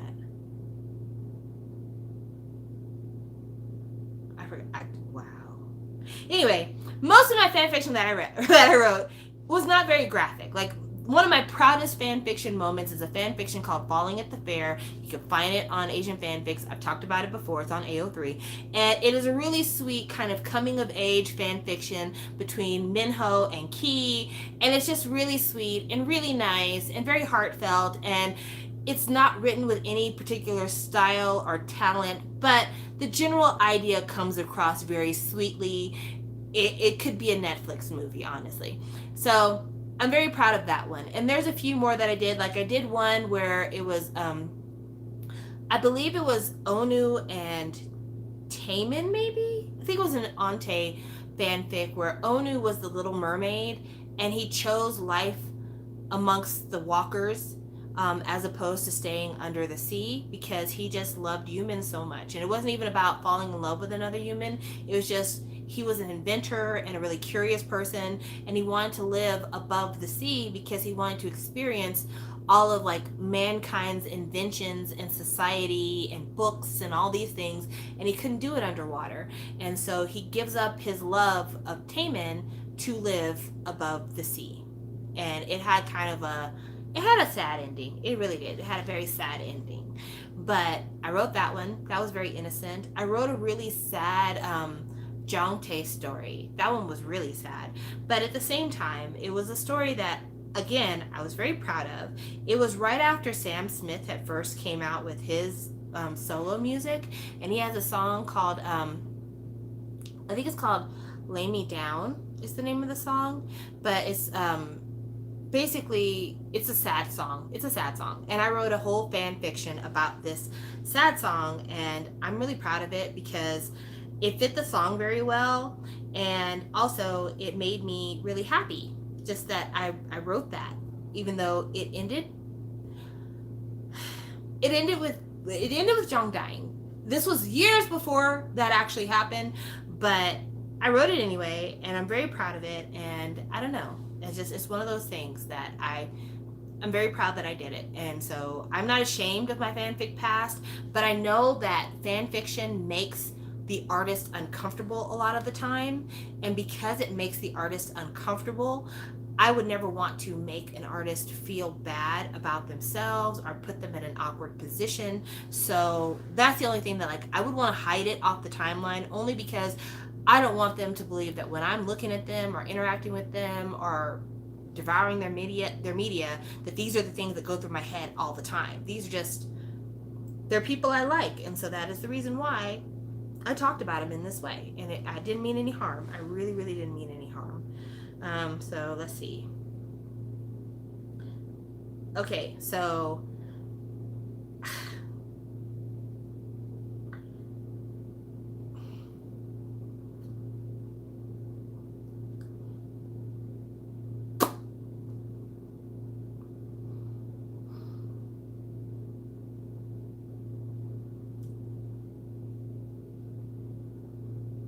So there is a story that I wrote with someone else. The story is called Inbox Road, and it was me and Wolf Burglar. I don't know if Wolf Burglar is still on the platform. I hope that they are, because they were a really big teammate, so that'd be nice. I'm gonna read a little bit of Inbox Road if I can find it. If I can't, then it is what it is, but I'm going to see if it's on here. I think Wolf Burglar deleted their account. Co-author. Nope. Just author. Exposed to unite the bed. Not see a safe word. Take out how dare the never thought. Not see drunken love. 30 mornings. Oh, yeah. Okay. All right. If any of you would like to leave the chat, I'm about to read something really, really gross. I'm warning you ahead of time. Please don't be mad at me. I'm reading this thing. This is the one thing that if somebody was to read something I wrote, I would be very ashamed of myself. I don't want them to see this, but I'm willing to expose this to you because you guys are the friends, and I feel like you will have forgiveness for the fact that I'm a terrible person. So please please stand by my side and please support me in revealing something super, super terrible. I'm so sorry. I didn't mean it, and I had an accomplice, so I'm going to blame peer pressure on this. I'm a lousy YouTuber, and I blame others for my own problems.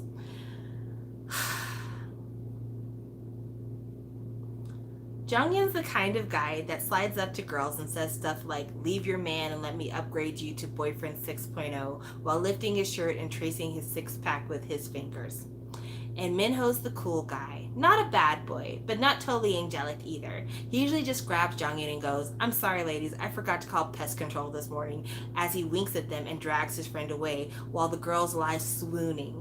That's when Junghyun turns around and hangs his tongue out of his mouth and smirks at the ladies before spinning around behind Minho and slapping his ass, running down the hall to class and laughing the whole way. Onu was walking down the hall and bumped into Junghyun. Being the easygoing fella he is, he just grins goofily and gives Junghyun a strangling hug because he's the kind of person who doesn't know just how strong he really is. Junghyun struggles to get out of Onu's grasp, yelling, quit choking me, you're wrinkling my shirt. Onu lets go and backs up so that he would have enough room to do the sorry sorry dance, but when he went to slap his foot, he completely loses his balance and falls over.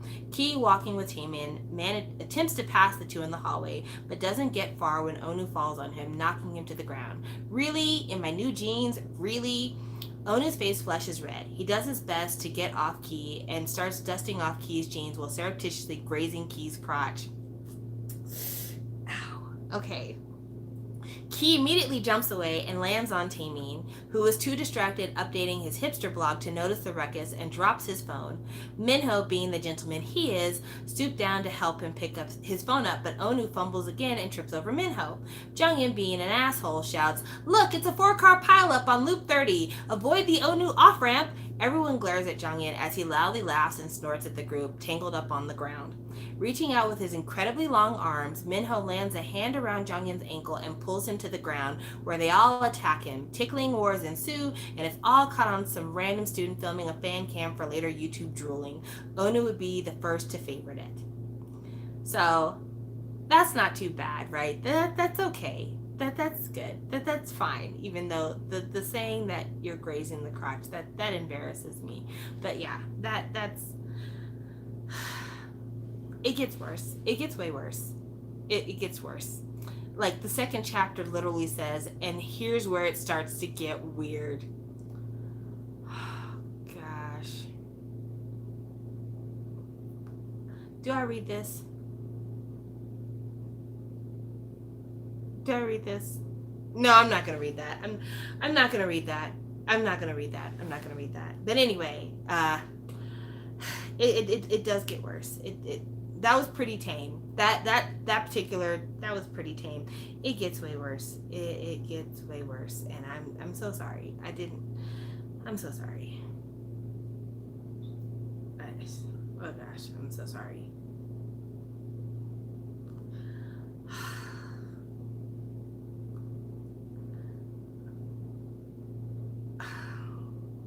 I just read something that said, I wonder if I would get warts on my tongue. It gets so much worse. It gets so much worse. I'm an awful person. I'm so sorry. I really am. I'm the fucking worst. I didn't mean to be this bad. I was raised right. My parents did a really good job with me, I think, but I don't know what the fuck happened. I don't know where I went wrong. But I obviously have done bad things, because I totally fucked that up. I don't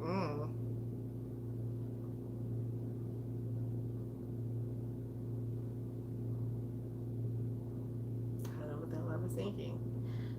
I don't know what the hell I was thinking. I mean, I love fan fiction, but that was really embarrassing.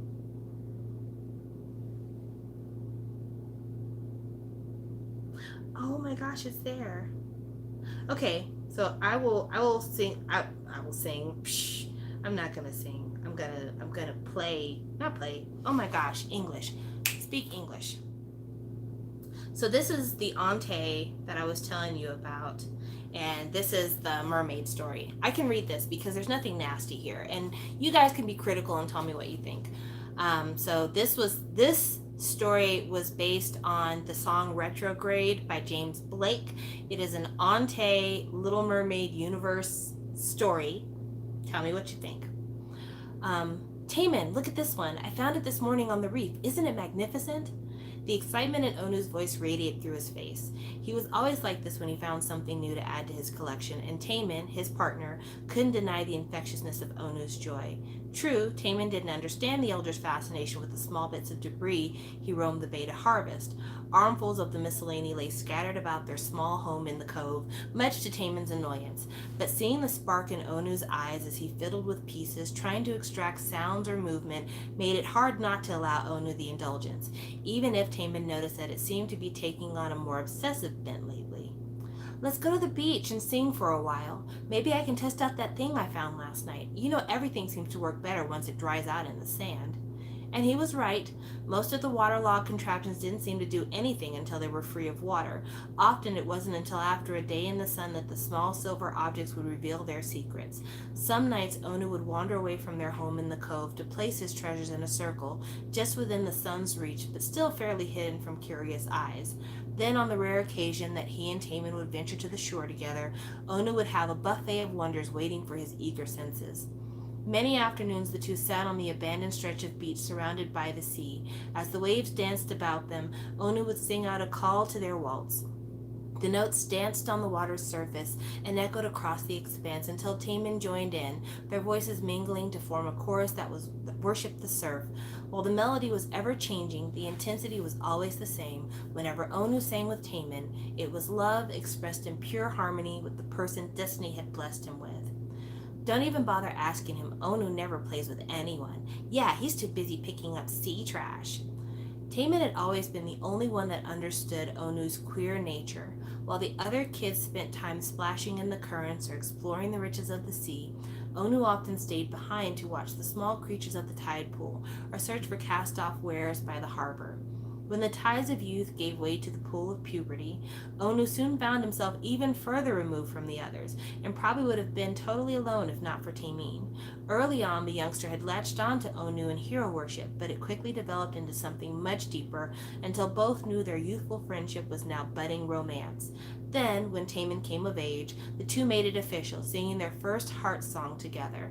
Theirs was a song that could only be completed by the joining of their voices. It was an eternal duet just for them.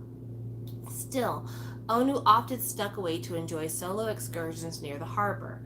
That was where that's where he first found the world of the four-armed men. Looking not so different from the people in Onu's tribe from the waist up, what fascinated him was the lower half of their bodies. Where Onu would have found a large scaly appendage, there was instead another long set of arms. When Onu first told Taemin of the strange creatures, Taemin was convinced Onu was suffering from fever. But once Onu convinced Taemin to venture with him towards the place where he had first spotted the men, Taemin was stunned into silence. It had been just as Onu described and more. Held within their upper set of hands, Taemin noticed some of the trinkets that Onu had gathered being used. It was all so foreign to Taemin, but after the initial shock wore off, Taemin didn't feel the need to delve any further into that realm. Onu, on the other hand, was hooked. It was dangerous to be too close to these men or the harbor they lived in, but Onu continued to observe their ways from afar, and with every new item he could identify, the bewitching gained further grasp. Now it seemed that but for Taemin, Onu thought of nothing but the four-armed world and its ways. Then one day he overheard conversation that changed everything. But what if it doesn't work? Then she could never come back to the sea. Then that's the risk she takes. It's her fault anyway for wanting to be with a human. I guess. It just gives me the creeps thinking about entering the sea witch's cave. I hear her price is the steepest of all. For love, there is no price too high. I just hope life as a human is worth it. Life as a human?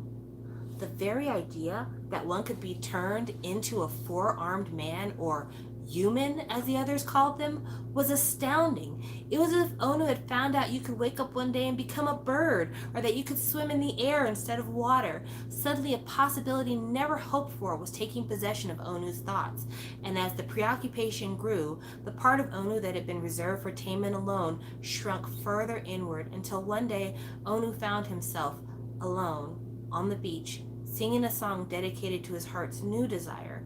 words he hadn't dared speak out loud to anyone, not even Taemin.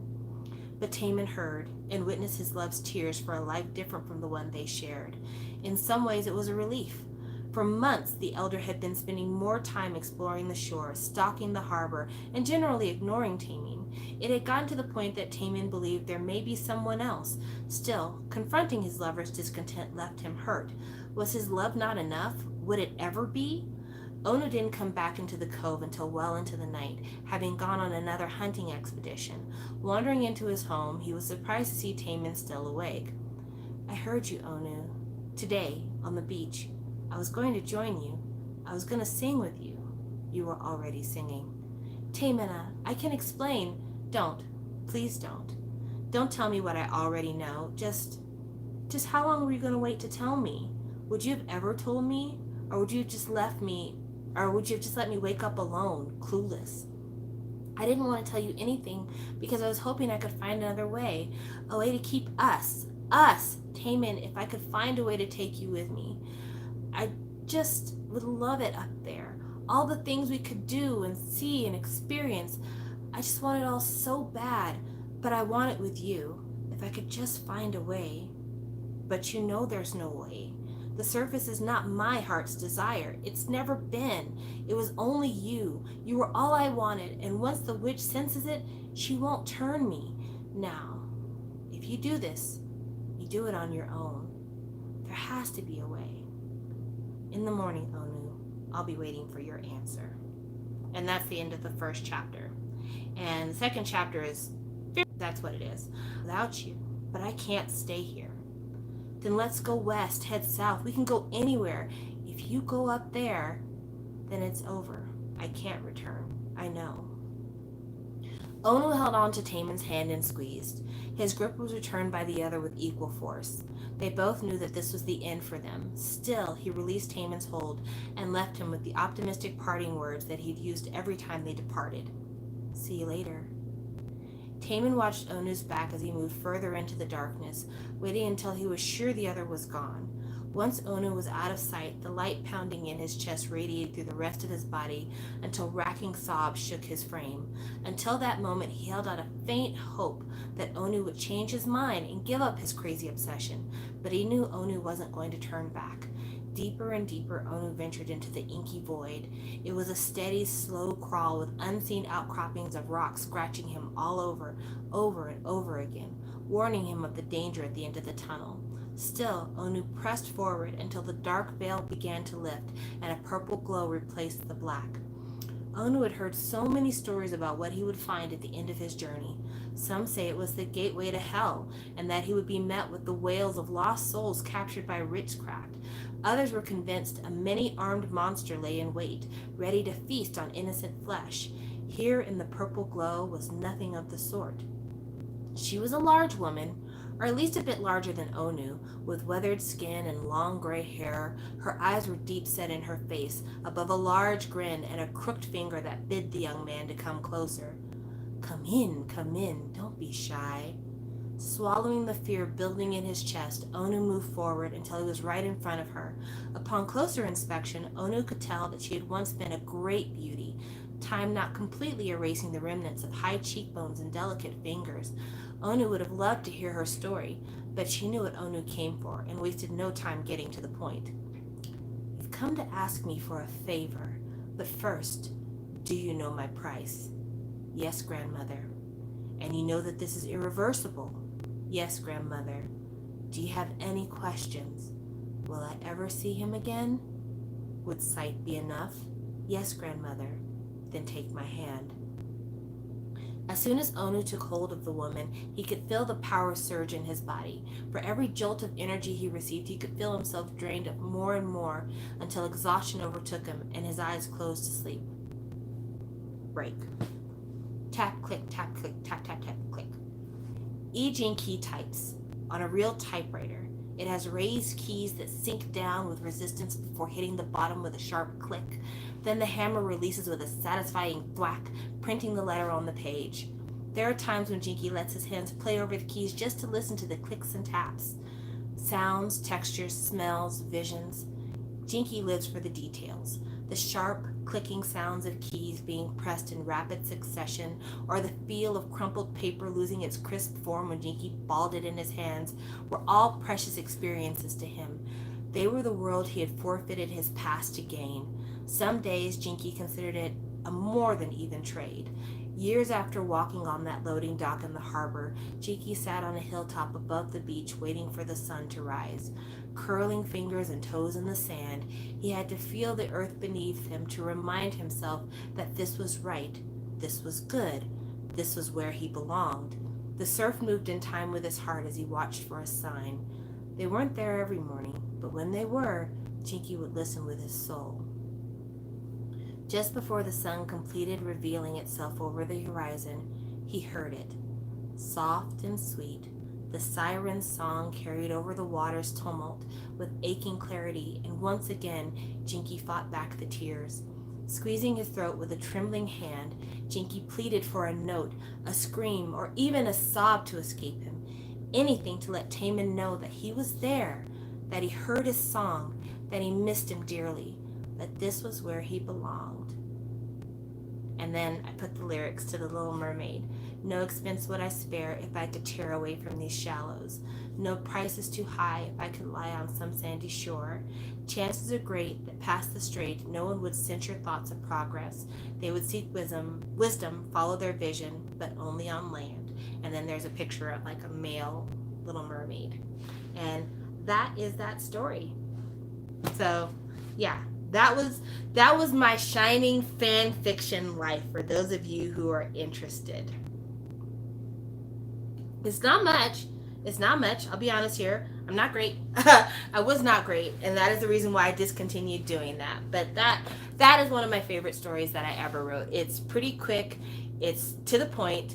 It is what it is, but I really love The Little Mermaid is not my favorite Disney movie. My favorite Disney movie is Lady and the Tramp. But The Little Mermaid is a story that I grew up really loving because I loved the music of The Little Mermaid. There are some very problematic things in The Little Mermaid, like the portrayal of Caribbean people as sea animals.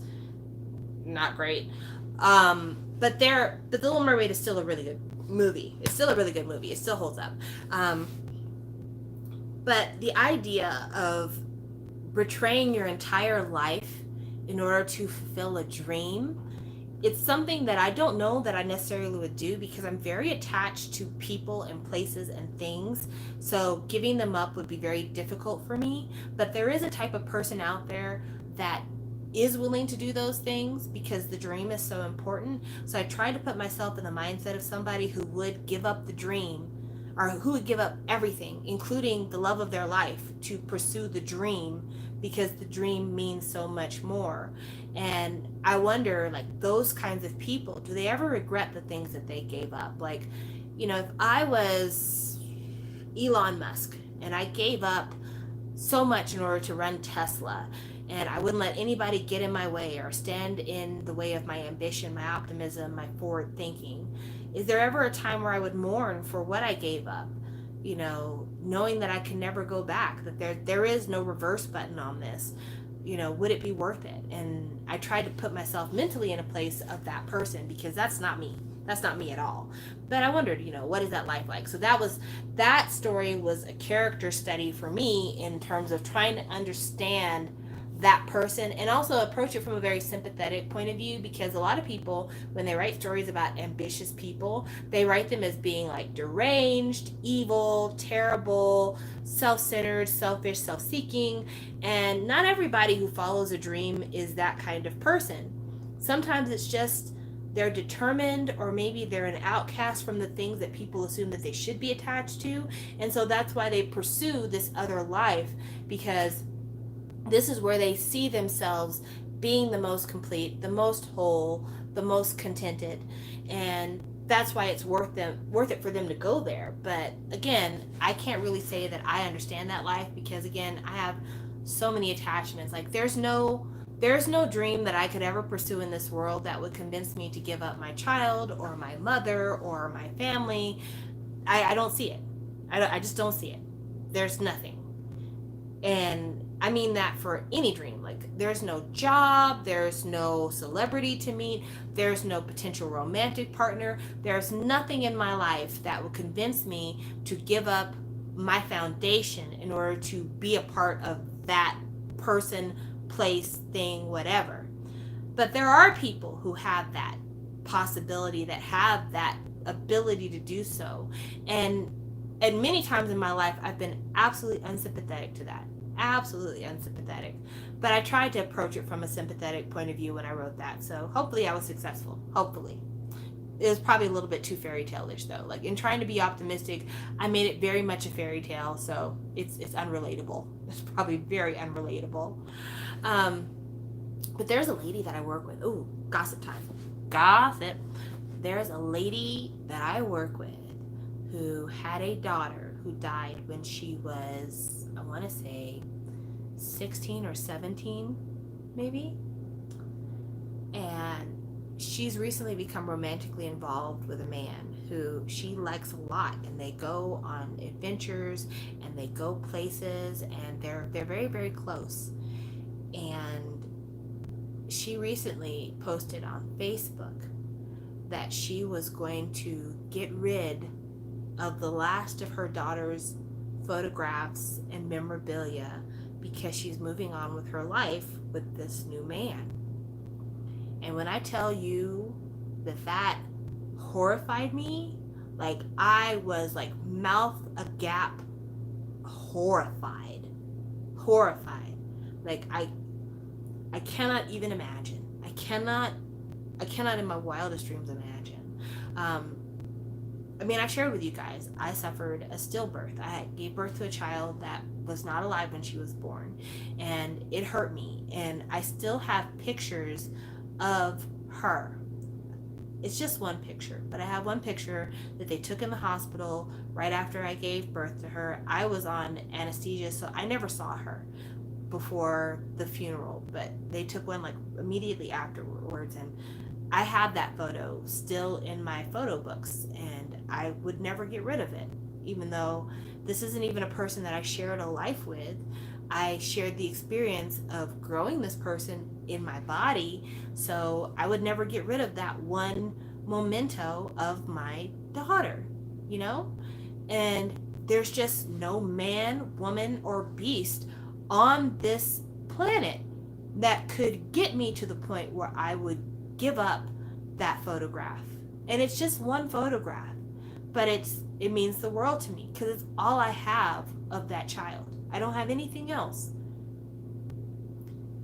besides a C-section scar.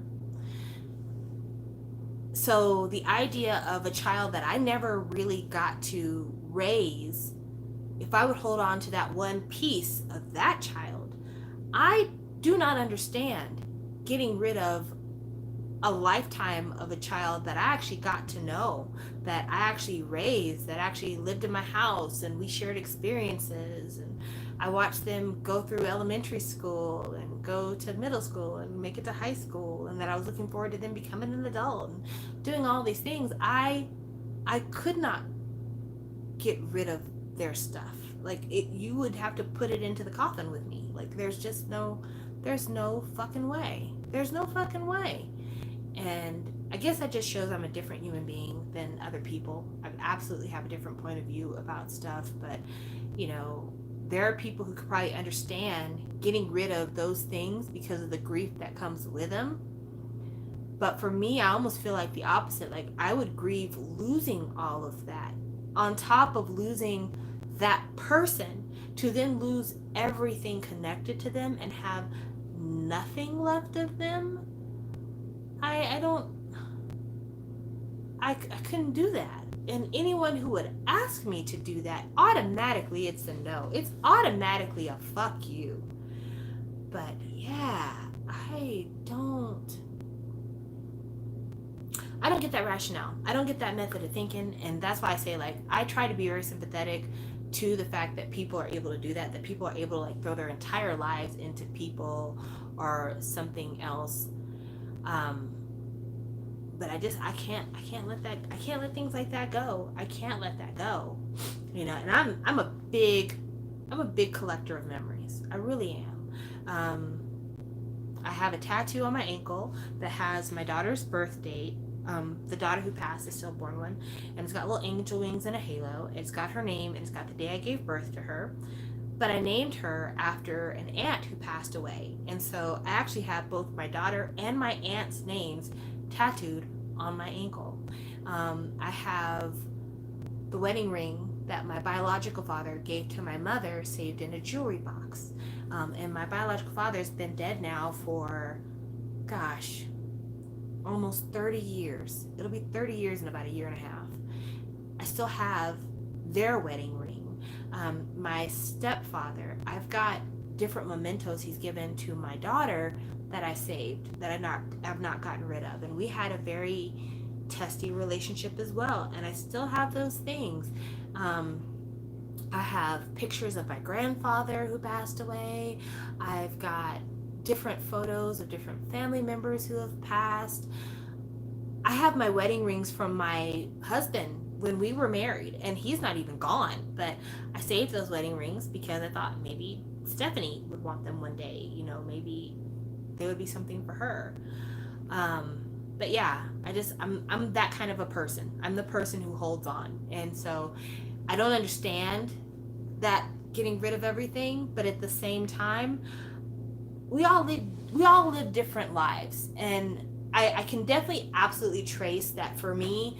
My not wanting to let go of stuff has everything to do with the fact that I moved around so much when I was young. When I was very, very young, and I'm talking like 2 years old, was the first time I ever moved in my life. And me and my mom moved from one state to another state. And we bounced around all the time before the age of 7. We lived in New Mexico, we lived in Texas, we lived in Louisiana. We bounced around. Then my stepfather joined the military. Then we all went overseas. Then we all came back from overseas and ended up in another town. And then I left that town to go to college in a totally different part of the same state, like literally across the state. And then I moved to different cities in that same state because it's a huge state. Then I moved here to Colorado. And I mean, I've constantly been in flux. And the only thing that's ever been a constant has been me and the things that I've brought with me. And so that's probably the reason why I'm like this, because I'm so used to change and moving around so much that the only thing that I have to hold on to are material possessions and my memories. And, you know, God forbid nothing should happen to my memories, but I have my material possessions and I carefully package them and I put them in watertight storage containers whenever I move. And I'm very careful with these things because it's all I have. And then, you know, couple that on with a family where so many people have died. This is all I have, really and truly. Like my father's side of the family, everyone there is dead except for one cousin, one aunt, and one uncle. Everyone else is gone. Everyone else is gone. So my grandmother on my father's side had 6 children. Only 2 of those children are living. One of them being my father, who is one of the ones that passed away as well. Her husband is dead. Out of all the grandkids, there were 4 grandchildren. 2 of them are dead. It's me and my other cousin. We were the last ones left. And so there's just nobody there. And I got to a point where I had a phobia of answering the phone because every time I would get a call from that area, it would be to let me know that there was going to be another funeral because somebody died. And the worst one, when my father died, that was probably the very worst one because that was my father. But the worst one after my father passing away was when my cousin passed away, because we were 2 months apart in age. So going to her funeral was very much like looking at yourself in the coffin, because you're the same age and we have kids around the same age. And to lose her, it was a complete wake-up call. Like, you need to change your life, you need to fix your health, you need to do better.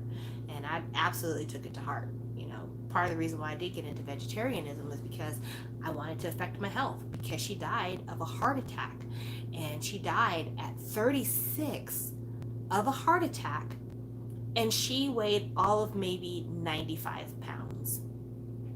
She wasn't even an obese person. but she ate like shit, and she took really poor care of herself, and she worked herself to death. So, yeah.